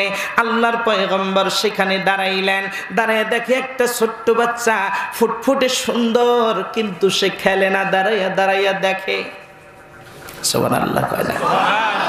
যে ইব্রাহিম আলাইহিস সালাম দাঁড়িয়েছেন, ওই ছোট্ট ফুটফুটে সুন্দর বাচ্চাটা এসে ডেকে বলে, আসসালামু আলাইকুম ওয়া রাহমাতুল্লাহ। সুবহানাল্লাহ। হ্যাঁ বাবা, যদি আপনি ভালো হন আপনার ছেলেটা ভালো হবে। ও মা, আপনারা যদি ভালো হন আপনার মেয়েটা ভালো হবে। আপনারা যদি রাবিয়া বসরির মতো পর্দানিশী না হন, আপনার ঘরের থেকে ওই রকম রাবিয়া বসরি জন্মগ্রহণ করবে। যদি আপনারা পরিমণির মতো হন, আপনার মেয়ের সে আরো বেশি খারাপ হবে, ঠিক কিনা? আপনি নিজেই হইলেন কোবা শামসুল, আর আপনি ভাবতেছেন আপনার সন্তানটা হবে বাইজিদ বুস্তামি, কখনোই সম্ভব না। আল্লাহর পয়গম্বরকে দেখে, ইব্রাহিম আলাইহিস সালামকে দেখে ইসমাইল সালাম দেয়, দিয়ে বলেন, কত আদবের সাথে খেয়াল করবেন। ডেকে বলে, মুরব্বী 7 বৎসরের ভিতরে এখানে আপনার মতো এত সুন্দর মানুষ দেখি নাই। আপনি কে গো? কোথা থেকে এসেছেন? আপনার পরিচয়টা কি বলা যাবে? ইব্রাহিম আলাইহিস সালাম বলেন, বাবা আমি আজ থেকে 7 বৎসর পূর্বে এখানে যখন আসছি তখন কোনো মানুষের বসবাস ছিল না। এইরকম কথা বলতেছে, পাশেই রান্নাঘরে হাজেরা রুটি বেলতেছিলেন। হাজেরা আওয়াজ শুনে দৌড় দিয়ে বের হয়ে আসছে, ও বাবা ইসমাইল, খাইতে বসে আব্বা আব্বা বলে কান্দো। খেলতে গেলে সবার বাবা এসে নিয়ে যায়, তুমি তোমার বাবাকে খুঁজো। শুইতে গেলে বাবার গলাটা জড়াইয়া একটু ঘুমাইতে চাও। আজকে প্রাণ ভরে বাবাকে দেখে নাও, এই তো তোমার বাবা ইব্রাহিম, ইনি হলো তোমার বাবা ইব্রাহিম, বেয়াদবি কইরো না। আল্লাহর পয়গম্বরের সন্তান ইসমাইল দেখে বলে, মা আমি বেয়াদবি করি নাই গো মা, কিন্তু আমি আমার বাবার কোলে আমি যাব না। যেই বাবা 60 বছর আমাকে রেখে একা একা থাকছে, ওই বাবা কত নিষ্ঠুর, ওই বাবার কাছে আমি যাব না। না মা, ওই বাবার কোলে উঠব না। অভিমান করে 7 বৎসরের বাচ্চা যখন বলে, মা ডেকে বলে, না রে, তোর বাবা হলো আল্লাহর পয়গম্বর, তিনি ভুল করতে পারেন না। তিনি যা করেছেন সবকিছু আল্লাহর নির্দেশেই করেছেন। আজকেও তিনি আল্লাহর নির্দেশেই এসেছেন। ইসমাইলকে বাবা যখন জোড়ায়া নেয়, ইসমাইলও কান্দে, ইব্রাহিমও কান্দে। এবার ইব্রাহিম ওই দিনের মতো আর এই কাজ করে নাই, ঠোঁটে গালে চুমু দেয় আর বলে সুবহানাল্লাহ আলহামদুলিল্লাহ সুবহানাল্লাহ আলহামদুলিল্লাহ লা ইলাহা ইল্লাল্লাহু আল্লাহু আকবার। একটু চিল্লায়া জোরে বলা যাবে কি আল্লাহু আকবার। আল্লাহর পয়গম্বর সন্তানকে জড়ে ধরে কান্দে, ঠোঁটে গালে চুমু দেয়, আল্লাহর প্রশংসা করে। বলেন তো আল্লাহর ভালো লাগে কি লাগে না? আল্লাহ বললেন ইব্রাহিম তুমি শুধু ঠোঁটে গালে চুমু খাইলে হবে না, তোমার বহুদিনের কষ্ট জমানো কষ্টগুলি ইসমাইলকেও সুযোগ দাও। প্রত্যেকটা চুম্বনের বিনিময়ে তোমার কষ্টগুলি আস্তে আস্তে মিটে যাবে। ইসমাইলও গালে চুমু দেয় বাবার, ঠোঁটে চুমু দেয় বাবার, কপালে চুমু দেয়।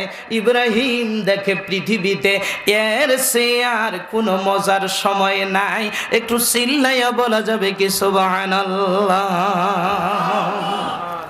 ইব্রাহিম আলাইহিস সালাম দোয়া করছিলেন কার কাছে? আরো জোরে। ঘরের ভিতরে গেলেন, যাবার পরে আল্লাহর পয়গম্বর স্ত্রী রান্না বাড়ি করে রেডি করলেন। এইদিকে নামাজের সময় হয়ে গেল।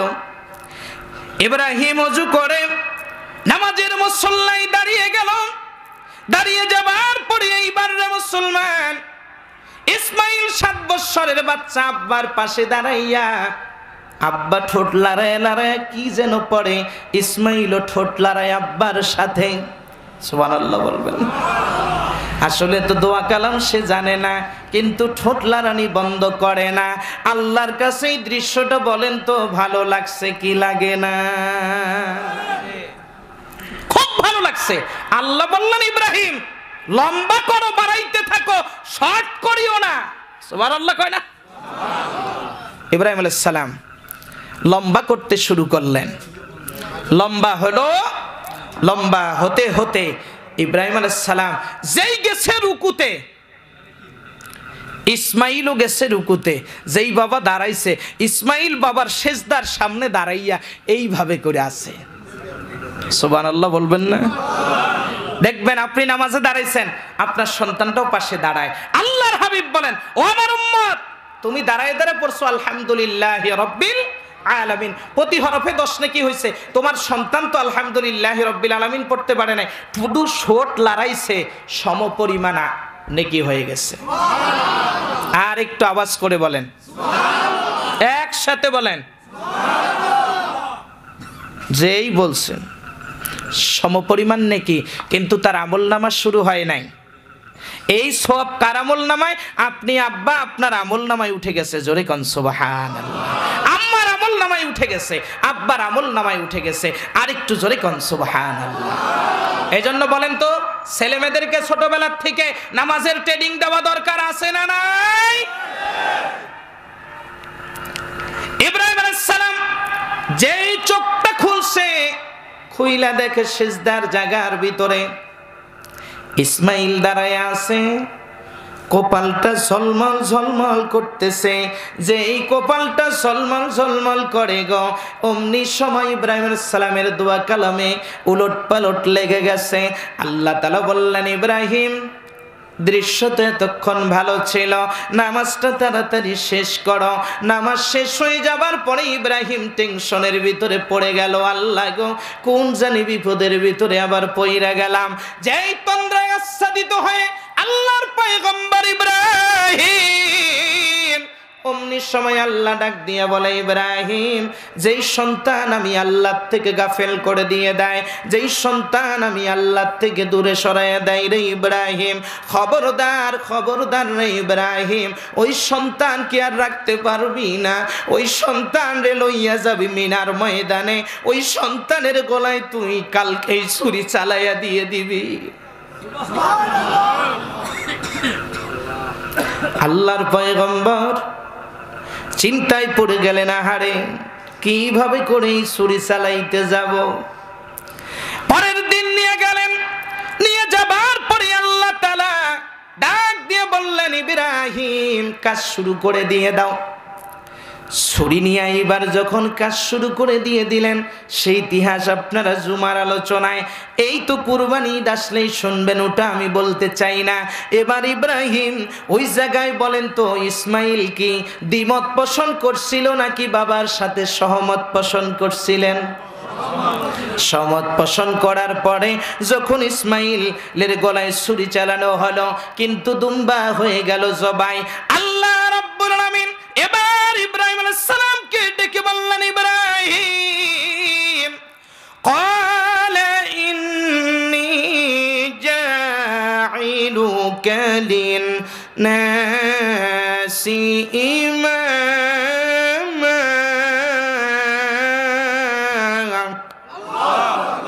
হয় নাই? একসাথে বলেন, গলা ছেড়ে দিয়ে বলেন। আল্লাহ ডাকলেন, কান লাগান এইদিকে, চোখ লাগান এইদিকে। এখন প্র্যাকটিক্যাল দেখাবো, আপনারা শুধু দেখবেন ইনশাআল্লাহ। এইবার ঢুকতেছি তাফসিরে। এতক্ষণ নাজিল হলো কেন, প্রশ্ন কিন্তু এখনো রয়ে গেছে। আপনাদেরকে একবারে এই গোবিন্দ বাড়ি দিয়ে, জিরানি দিয়ে, চন্দ্রা হয়ে শফিপুর, মৌসাক হয়ে কোনাবাড়ি দিয়ে কাশিমপুরে আসছি। এইটুক আসতে যতক্ষণ লাগবে ততক্ষণ পরে মোনাজাত হবে। শেষ পর্যন্ত থাকবেন যারা, দুই হাত তুলে দেখান তারা লিল্লাহে তাকবীর। কি খারাপ লাগতেছে? রাগ করতেছেন?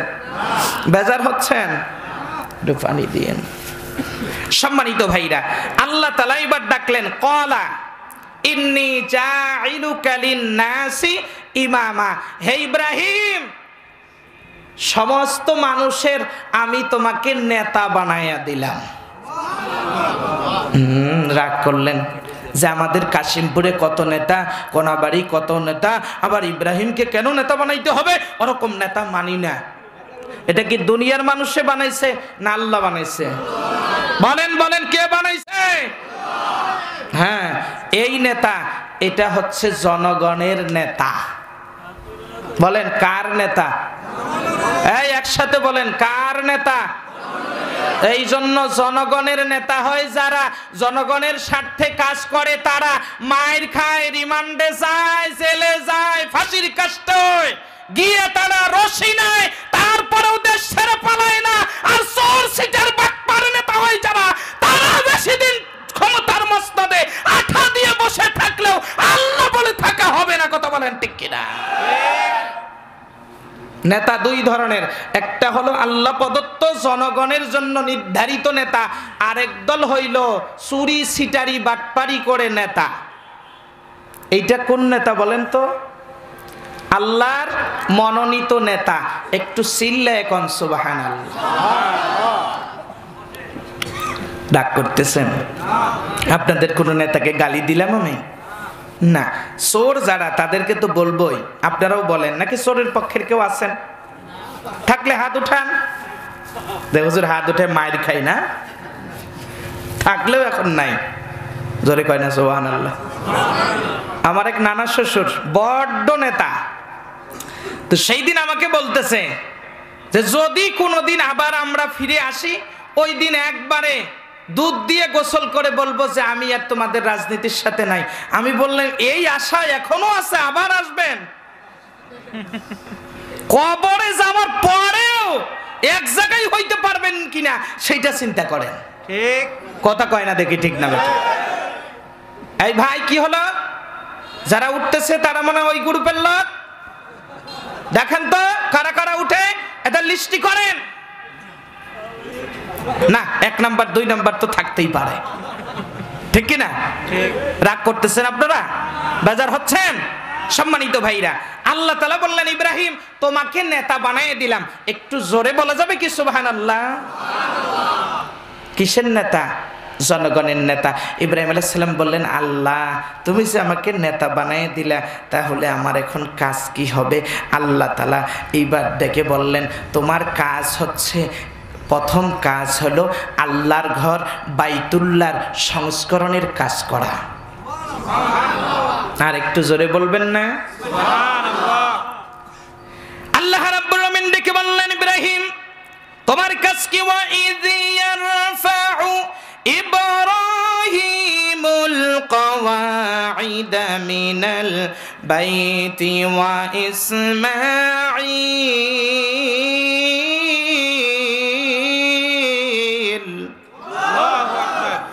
রব্বানা তাকাব্বাল মিন্না ইন্নাকা আনতাস সামিউল আলীম। আল্লাহু আকবার। আল্লাহ ডেকে বললেন, ইব্রাহিম তোমার কাজ, নেতৃত্বের জায়গা থেকে প্রথম কাজ হলো আল্লাহর ঘর বাইতুল্লাহ, ওই যে নূহ আলাইহিস সালামের প্লাবনে ভেঙ্গে গিয়েছিল ওই ধ্বংস স্তূপ থেকে সংস্করণের কাজ করবা। একটু চিল্লায়ে বলা যাবে কি সুবহানাল্লাহ? এই ঘর কোত্থেকে আসছে? এই ঘরের বিরোধিতা করেন যারা, একটু পরে দলিল পাবেন তাদের অবস্থাটা কি হয়। যেহেতু মসজিদের মাহফিল, এই জন্য এখানে মসজিদের কথাটাও আছে, একটু জোরে বলা যাবে কি সুবহানাল্লাহ? ইব্রাহিম আলাইহিস সালামকে আল্লাহ নির্দেশ দিলেন কি করার জন্য? নেতা হওয়ার পরে মানুষের কাজ কি? রটের বদলা বাঁশ দেওয়া নাকি আল্লাহর ঘর নির্মাণ করা? হ্যাঁ, বলতে পারেন হুজুর আমাদের দেশেও প্রতি থানায় থানায় আমাদের শেখ হাসিনা মডেল মসজিদ করছে, তাহলে তো উনিও নেতা হিসাবে খারাপ ছিল না, উনিও তো দায়িত্ব পালন করছে। হ্যাঁ, ভালো কাজ করছে, তবে 1 টাকা উনার বাবারও না, এই বাংলাদেশের কোনো জনগণেরও না, এই টাকা সব সৌদি সরকার দিয়েছেন ধর্ম মন্ত্রণালয় থেকে। সেই ইতিহাস বাপের নামে আর নিজের নামে চালায়ে দিয়েছে, 1 টাকা উনার না। এবং সেই ইতিহাস যদি জানেন, সেই টাকাও কোনো নেতা নেত্রীর মাধ্যমে আসে নাই, সেই টাকাও আসছে আমাদের মতো হুজুরদের মাধ্যমে। ঠিক, হ্যাঁ, দুইজন কইলো ঠিক, আর বাদ বাকি বলতেছে হ্যাঁ হুজুরদেরকে এত উপরে উঠতে দেওয়া যায়, পারলে ঠ্যাং ধরে একটু হেসরাইয়া নিচে নামানো যায় কিনা, এই চেষ্টাই তো আমরা এখনো করতেছি। কথা কয় না, ঠিক কিনা? টাকা আনছে কে? হুজুররা আনছে। স্বয়ং আমার বুখারীর ওস্তাদ তিনি নিয়ে আসছে। এজন্য মডেল মসজিদে আমাদের অগ্র অধিকার আছে। কথা কয় না, দেখি কথা কয় না, ঠিক না বেটি? তাই বলে আবার দখল করতে যাচ্ছি না, টেনশন করেন না। ওয়াজ করে ছাড়তে পারি না, আবার ও মসজিদে ইমামতি করব কোন সময়।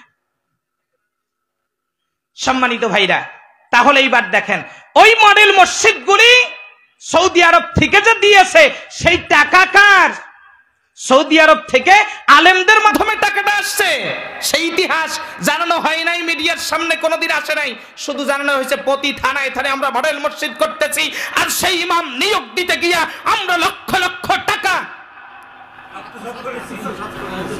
কথা কয় না, ঠিক নয় কি? রাগ করলেও আজকে বলতেই হবে সত্য কথা। আল্লাহ তাআলা ইব্রাহিমকে বললেন, ইব্রাহিম এবার কি বললেন দেখেন, বলে আল্লাহ আমি বুড়া মানুষ, দায়িত্ব তো দিলেন ঠিক আছে, এখন কি এই কাজ আমার পক্ষে করা সম্ভব হবে? আল্লাহ বলেন টেনশন করো না, তুমি হইলে রাজমিস্ত্রি, জোগালদাতা ইসমাইল, আর এইটার ম্যানেজমেন্টের সম্পূর্ণ দায়িত্ব পালন করবে জিবরাইল। একসাথে বলেন ইব্রাহিম আলাইহিস সালাম কাজ শুরু করলেন, কাজ সম্পন্ন হয়ে গেল। কাজ সম্পন্ন হয়ে যাবার পরে তিনার মনটা চাইলো 2 রাকাত নামাজ পড়ি। নামাজ 2 রাকাত পড়লেন, পড়ার পরে মনটা চাইলো যে একটু দোয়া করি আল্লাহর কাছে। ভালো কাজ করার পরে দোয়া কবুল হয়, উনি এইবার দোয়া শুরু করছেন, রব্বানা তাকাব্বাল মিন্না ইন্নাকা আনতাস সামিউল আলিম। আর ইসমাইল বললেন আমিন। ইসমাইল যখন আমিন বললেন, বলার সাথে সাথে আব্বার মনটা ভালো হয়ে গেল, চোখ দুটো খেলে গেল। খুলে যাবার পরে আব্বা জান ইব্রাহিম আলাইহিস সালাতু ওয়াস সালামের দৃষ্টিটা চলে গেল ইসমাইলের কপালের উপরে যখন দৃষ্টিটা চলে যায়, চলে যাবার পরে দেখে কপালটা ঝলমল ঝলমল করে, নূরে মুহাম্মাদি খতমে নবুয়তের নূর জ্বলতেছে ঝলমল ঝলমল করে। সঙ্গে সঙ্গে তিনি ডাক দিয়ে বলেন, রব্বানা ওয়াজআলনা মুসলিমাইনি লাকা ওয়া মিন যুররিয়াতিনা উম্মাতাম মুসলিমাতাল লাক ওয়া আরিনা মানাসিকানা وتب علينا إنك أنت التواب الرحيم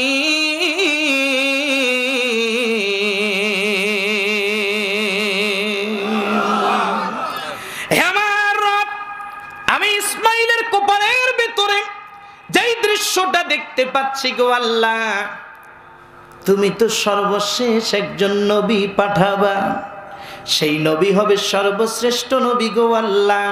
সেই নবীর নাম হবে মুহাম্মদ, সেই নবীর নাম হবে আহমদ। সেই নবীটাকে আল্লাহ তুমি এই যে বনি ইসরাইলের 70,000 পয়গম্বর আসবে, এদের ঔরসে না পাঠাইয়া গো আল্লাহ, তোমার কাছে আমি বলতেছি যে ইসমাইল আমার সব কিছু তোমার জন্য বিসর্জন, নিজের জীবনটাকেও দিতে রাজি হয়ে গেছে গো আল্লাহ। আমার ইসমাইলের ঔরসে তুমি ওই নবী মুহাম্মদুর রাসূলুল্লাহরে পাঠাই দিও। একটু জোরে বলা যাবে কি সুবহানাল্লাহ? এখন থেকে নিয়ম এই 45 মিনিট আগের দিকে এবার চলে যায়। ওই যে কাব বিন আহবার প্রশ্ন করল ইব্রাহিম আল্লাহর নবী মুহাম্মদুর রাসূলুল্লাহকে, যে বনি ইসরাইলের নবী বংশে 70,000 পয়গম্বর আল্লাহ পাঠাইলেন, সেই জায়গায় আল্লাহ আপনারে না পাঠাইয়া কেন কুরাইশ বংশে পাঠাইলেন? আল্লাহর হাবিবের উপরে আয়াত ওই সময় নাজিল করে আল্লাহ ডেকে বললেন, হাবিব ইব্রাহিম আলাইহিস সালাম দোয়া করছিল, আল্লাহর ঘর বাইতুল্লাহ নির্মাণ করার পরে আমার কাছে ইসমাইলের ঔরসে আমি আল্লাহর কাছে বড় পছন্দ হয়েছে গো নবী। পছন্দ হবার কারণে আমি কবুল করে নিয়েছি দোয়াটা, সেই হিসাবে আমি আল্লাহ তাআলা প্রতিশ্রুতি দিয়ে রেখেছি, আজকে আপনাকে আমি পাঠাইছি। এইটা কাব বিন আহবারকে আপনি জানাইয়া দিয়ে দেন। একটু জোরে জোরে জবানটা খুলে বলেন আল্লাহু আকবার। হয় না আরো জোরে বলেন আল্লাহু আকবার। আল্লাহর পয়গম্বর কাব বিন আহবারকে ডেকে বললেন, কাব বিন আহবার গো, আল্লাহ যে ওহী নাজিল করে দিয়ে দিল, এই জন্য বলি আল্লাহ তাআলা এই কুরাইশ বংশে আমারে পাঠাইছে। সুবহানাল্লাহ কয় না? আর একটু জোরে বলেন না সুবহানাল্লাহ। এই জন্য আল্লাহ তাআলা পাঠাইছে, ইব্রাহিম আলাইহিস সালামের দোয়ার ফসল হিসেবে আল্লাহ আমাকে পাঠাইছে রে কাব বিন আহবার।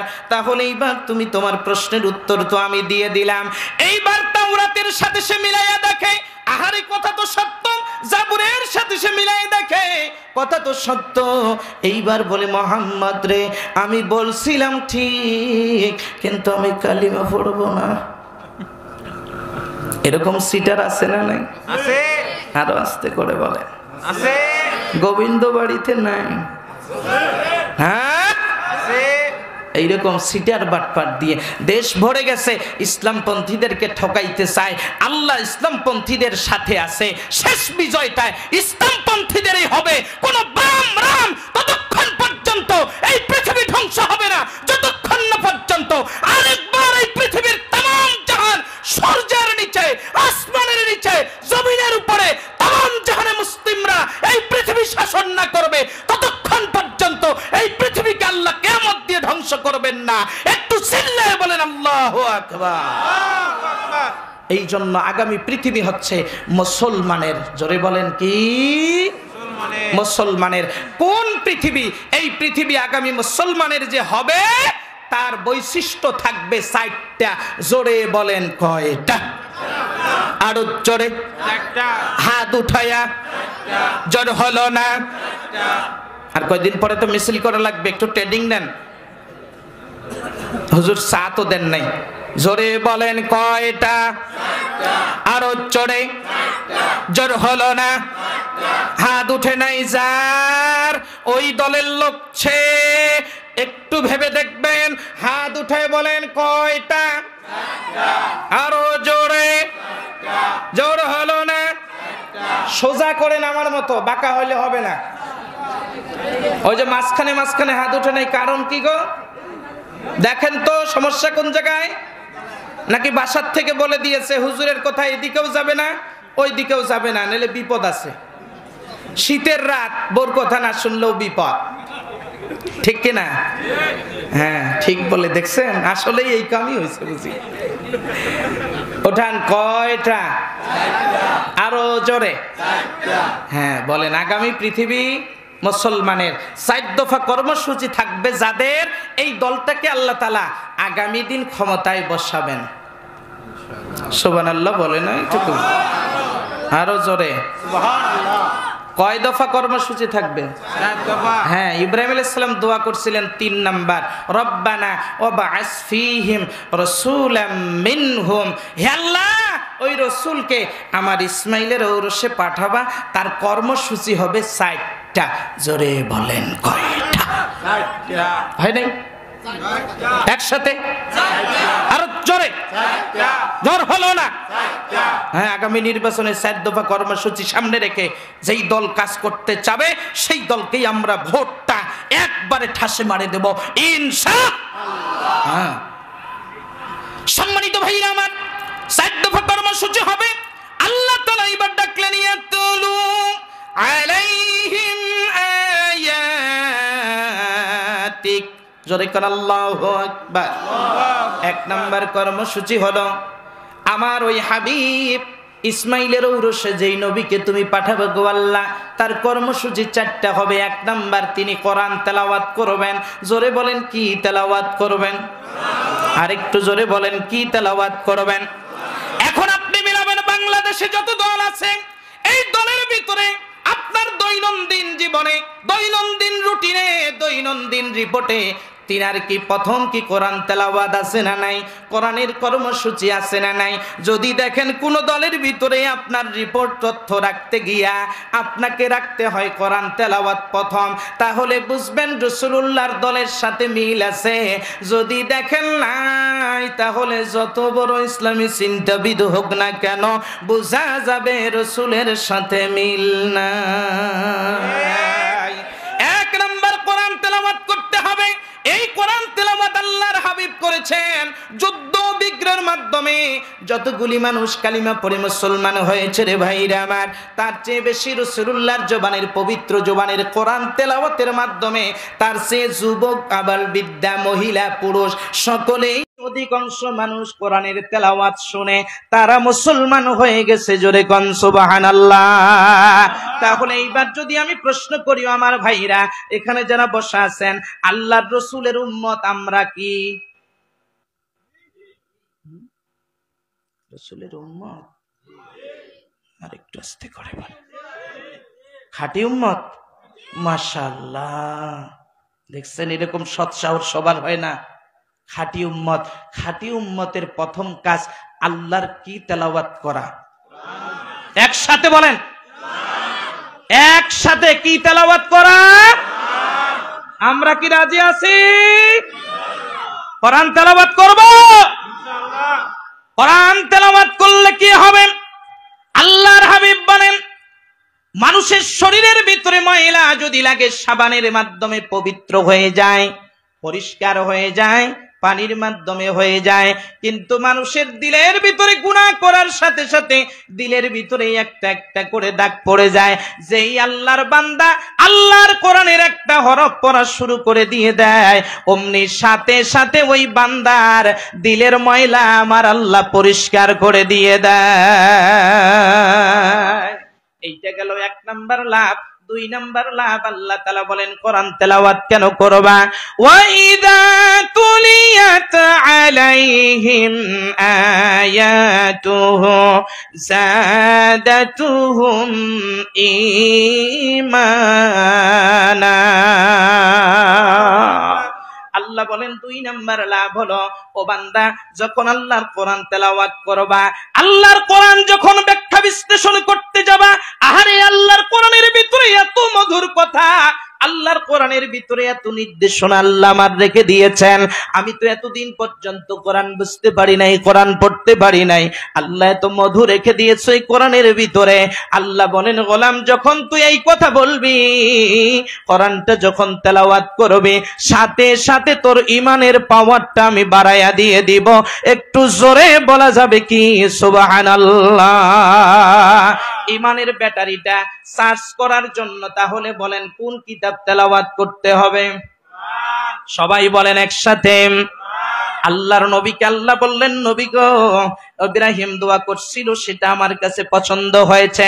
এক নাম্বার আপনার কাজ হলো কোরআন তেলাওয়াত করবেন আপনি।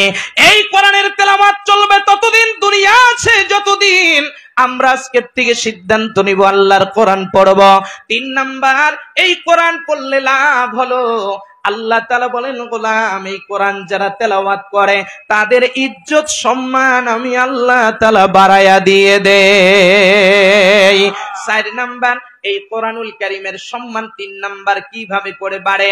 আল্লাহর হাবিব বলেন, যেই ব্যক্তি কোরআন তেলাওয়াত শিখে, এই কোরআন তেলাওয়াত শিখতে গিয়া এই ব্যক্তি যতগুলি সময় এখানে ব্যয় করে, এই জায়গার ভিতরে যত টাকা খরচ করে, যত পয়সা অর্থ সম্পদ এই জায়গায় খরচ করে, আল্লাহর হাবিব বলেন এগুলার হিসাব হবে না, এগুলা আল্লাহ তাআলা সওয়াব দিয়ে আরো পরিপূর্ণ করে দিবে।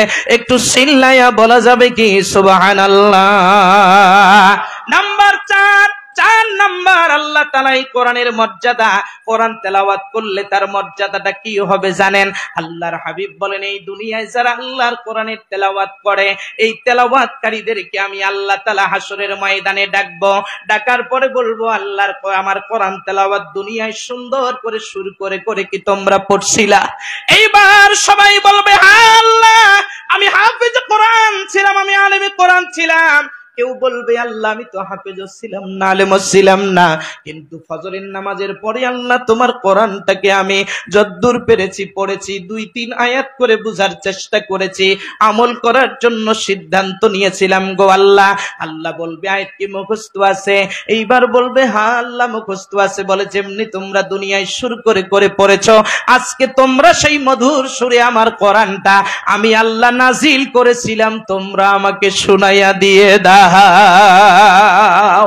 এবার তেলাওয়াতকারী আল্লাহর কোরআনের তেলাওয়াত শুরু করবে। যিনি 7 আয়াত মুখস্থ করেছেন 7 তালার মালিক হবেন, যিনি 100 আয়াত মুখস্থ করেছেন তিনি 100 তালার মালিক হবেন, যিনি 1000 আয়াত মুখস্থ করেছেন 1000 আয়াত মুখস্থ করেছেন 1000 তালার মালিক হবেন, যিনি পুরো কোরআন মুখস্থ করেছেন 6236 তালার মালিক হয়ে যাবেন। একটু জোরে বলা যাবে কি সুবহানাল্লাহ? আল্লাহ বলে, গোলাম এই 4 নাম্বার তোমাদের মর্যাদা বাড়িয়ে দেওয়া হবে, শুধু তা নয়, 5ম নাম্বার, এই দুনিয়ার জমিনের ভিতরে যারা আল্লাহ শুরু করে করে কোরআন তেলাওয়াত করেছিল, কবরের ভিতরে যাবার পরে তাদেরকে আল্লাহ তাআলা জিজ্ঞাসা করবেন, কি চাও, ঘুমাইতে চাও না কি করতে চাও? আল্লাহর হাবিব বলেন, ওই সময় হাফেজে কোরআনরা বলবে, আল্লাহ দুনিয়াতে শুরু করে করে তোমার কোরআন পড়ে পড়ে দিন রাত কাটাইয়া দিয়েছিলাম, আল্লাহ গো আজকে যদি কবরের ভিতরে পড়ার সুযোগ করে দাও তাহলে এখানেও আমরা কোরআন পড়তে চাই। আল্লাহ বলবেন, তোমাদের আবেদন মঞ্জুর হয়ে গেল। একটু জোরে জোরে বলা যাবে কি সুবহানাল্লাহ? নাম্বার 6 নাম্বার তেলাওয়াতের বরকত হলো আল্লাহর হাবিবের সাথে পাশাপাশি জান্নাতে আল্লাহ রাখবেন। একটু জোরে বলা যাবে কি সুবহানাল্লাহ? এবার আসেন 7 নাম্বার 7 নাম্বার হলো আল্লাহর হাবিবের সাথে আপনার আমার সকাল বিকাল রাত্রে দেখা হবে বারবার।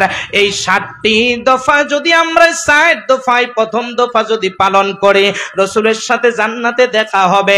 রাসূলের সাথে জান্নাতে দেখা করতে চান যারা, একটু ডান হাত তুলে আমার আল্লাহকে দেখায় দেন তারা। লিল্লাহে তাকবীর, লিল্লাহে তাকবীর। তাহলে প্রতিদিন কোরআন তেলাওয়াত, সূরা ফাতিহা মুখস্থ, সূরা ফাতিহা তেলাওয়াত করব। রাজি আছি ইনশাআল্লাহ? সূরা ইখলাস মুখস্থ, সূরা ইখলাস পড়ব। পারবো? সূরা ফাতিহা পড়া হয়ে গেছে, সূরা ইখলাস হয়ে গেছে, ইমাম সাহেবের কাছে যাবেন, যাই বলবেন আমাকে আরেকটা সূরা কাউসার শিখান, সূরা ইন্না তাইনা শিখান, সূরা কুরাইশ শিখান, সূরা আসর শিখান। পারবেন ইনশাআল্লাহ? তবে গোবিন্দবাড়ির মুসল্লিরা ভালো, আমি বিভিন্ন জায়গায় তথ্য নিয়ে যেটা দেখেছি, আপনাদের এই এলাকায় প্রায় 10 বছর তো পার হয়ে গেল, 11 বছরে রাডিং আছি আমি এই কাশিমপুর এলাকায়। এই এলাকার অবস্থানটা মোটামুটি ভালো হইলেও বিভিন্ন জায়গায় এমন অবস্থা, ইমাম সাহেবের কাছে কোরআন পড়তে না গেলেও কিছু মুরব্বী আছে ঠিক মতো আজান দেয় কিনা, দাঁতের ঝাড়িটা ঠিক মতো মারে আছে না না আছে, যিনি নামাজ পড়েন না উনিও বলে, হুজুর খাবার দেই 3 বেলা, আজান দিতে 2 মিনিট দেরি হইল, কার মুখ দেখতে গেছেন? কথা কয় না, আছে না নাই? এই জোরে বলেন, আছে না নাই? এখন যারা বলে তারা উঠে যাবে, এইটাই হলো সিস্টেম। পক্ষে থাকলে সবাই খুশি, বিপক্ষে গেলেই তখন বলে এই হুজুর দাওয়াত দেওয়ার কি দরকার ছিল গো, আমরা যেমন চাই তাই করি। কথা কয় না, আছে না নাই? আপনাদের এলাকা তো খুব ভালো, সব আল্লাহর ওলি বসবাস করে, ইমাম আর মুয়াজ্জিনদেরকে নিয়ে কোনো সমালোচনা নাই। হ্যাঁ, যদি মসজিদের মেম্বারে বসে ইমাম সাহেব শুধু আল্লাহর কোরআন দিয়া ইয়াতলু আলাইহিম আয়াতিক আপনাদেরকে 1 ঘন্টা কথা শোনায়, তাহলে সুদের বিরুদ্ধে যায় কি যায় না? ঘুষের বিরুদ্ধে যায় কিনা?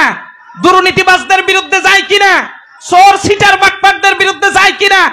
উনি পাশে বসে কানাকানি করে, হুজুর কি আর ওয়াজ খুঁজে পায় নাই? কথা কয় না, আছে না নাই? আল্লাহর দিন বিজয়ের কথা বললে যারা সেকুলারিজম নিয়ে পড়ে থাকে তারা কানাকানি করে, হুজুর তো ঠিক রাজনীতি করা শুরু করছে, রাজনীতি করা হুজুর তো রাখবো না, রাজনীতি করা হুজুর মসজিদে রাখবেন না, আপনার কোন মুসল্লির নামাজও হবে না। কথা বুঝেন না? এই ভালো করে শোনেন গোবিন্দ বাড়ির মানুষেরা, যদি কোন হুজুর বলে আমি রাজনীতি করি না, ওর পিছনে একটা দা করা যাবে না। আমার রাসূল রাজনীতি করছে, আমার সাহাবী নবীর সাহাবীরা রাজনীতি করছে, তাবেঈরা রাজনীতি করেছেন, তাবেঈনরা রাজনীতি করেছেন, ইমাম আবু হানিফা রাজনীতি করেছেন, ইমাম মালিক করেছেন, ইমাম শাফি করেছেন। আপনি কোন জায়গার কত বড় হুজুর হয়েছেন, আপনি রাজনীতি করেন না, তার মানে আপনি পেট নীতি করেন। পেট নীতিবাজদের পিছনে একটা দা করলে নামাজ হয় না। খেয়াল করবেন, কারণ এরা সুবিধাভোগী, যখন যে ক্ষমতায় যায় ওই নেতার পায়ে তেল দিয়া কিছু হাদিয়া তহফা খেতে চায়। আস্তে করে বলেন, বলেন এমন ইমাম আছে না নাই? দল বুঝি না, মত বুঝি না, আপনাকে রাজনীতি করতে হবে। কারণ রাসূল মক্কা ছেড়ে মদিনায় যেদিন যাচ্ছিলেন, খানায় কাবার গিলাফটা ধরে সেই দিন নবীজি আল্লাহর কাছে দোয়া করছিলেন, ওয়াজআলনি মিল্লাদুনকা সুলতানান নাসীরা, আল্লাহ তুমি আমাকে সাহায্য কইরো। আজকে ওযুর পানি নাই, তায়াম্মুম করার জন্য মদিনায় যাচ্ছি, ওযুর পানি মানে জনশক্তি নাই, জনশক্তি যাই দিন হবে, জনশক্তি নিয়ে মদিনায় মক্কায় প্রবেশ করব, আল্লাহ সেই দিন তুমি আমার এই ক্ষমতার চেয়ারটা দান কইরো। রাসূল চাইলো শাসন, আর আপনি বলেন রাজনীতি, ওগুলো আমরা করি না বাবা। কত বড় বুজুর্গ হয়েছে, রাসূলের চেয়ে বেশি বড় বুজুর্গ। মুনাফিকি থাকলে তার পিছনে নামাজ হবে না। নাম্বার 2 নাম্বার কাজ হচ্ছে ওয়াইউআল্লিমুহুমুল কিতাব। রাসূলের 2 নাম্বার কাজ হচ্ছে এই কিতাবের শিক্ষা দিবেন তিনি। জোরে কোন কোরআনের শিক্ষা দেওয়া দরকার আছে না নাই? একসাথে বলেন, আছে না নাই? হ্যাঁ, দেখবেন কোন দলের ভিতরে কোরআনের শিক্ষানীতি আছে, কোরআন শিক্ষার কর্মসূচি আছে, এটাকে বাস্তবায়ন করার জন্য কারা কাজ করে সেই দলটাকে বেছে নেবেন। নাম্বার 3 ওয়াল হিকমা, এটাকে বলা হয়েছে রাসূলুল্লাহর সুন্নাহ। বলেন কার সুন্নাহ? রাসূলুল্লাহর সুন্নাহ, প্রজ্ঞা থাকবে এই দলের কর্মসূচিতে। নাম্বার 4 ওয়ায়ুসাক্কিহিম, দিলের পরিবর্তন ঘটানোর জন্য। কিসের পরিবর্তন? দিলের পরিবর্তন ঘটাতে হবে। ওয়ায়ুসাক্কিহিম, দিন গেল, ফজর থেকে শুরু হয়েছে দিন, ফজরের নামাজ দিয়ে শুরু করেছি, জোহরের নামাজ পড়েছি, আসরের নামাজ পড়েছি, মাগরিবের নামাজ পড়েছি, এশার নামাজ পড়েছি, এরপরে বিছানায় গিয়েছি, সেখানে গিয়ে ওয়ায়ুসাক্কিহিম, আত্মসমালোচনা করবে।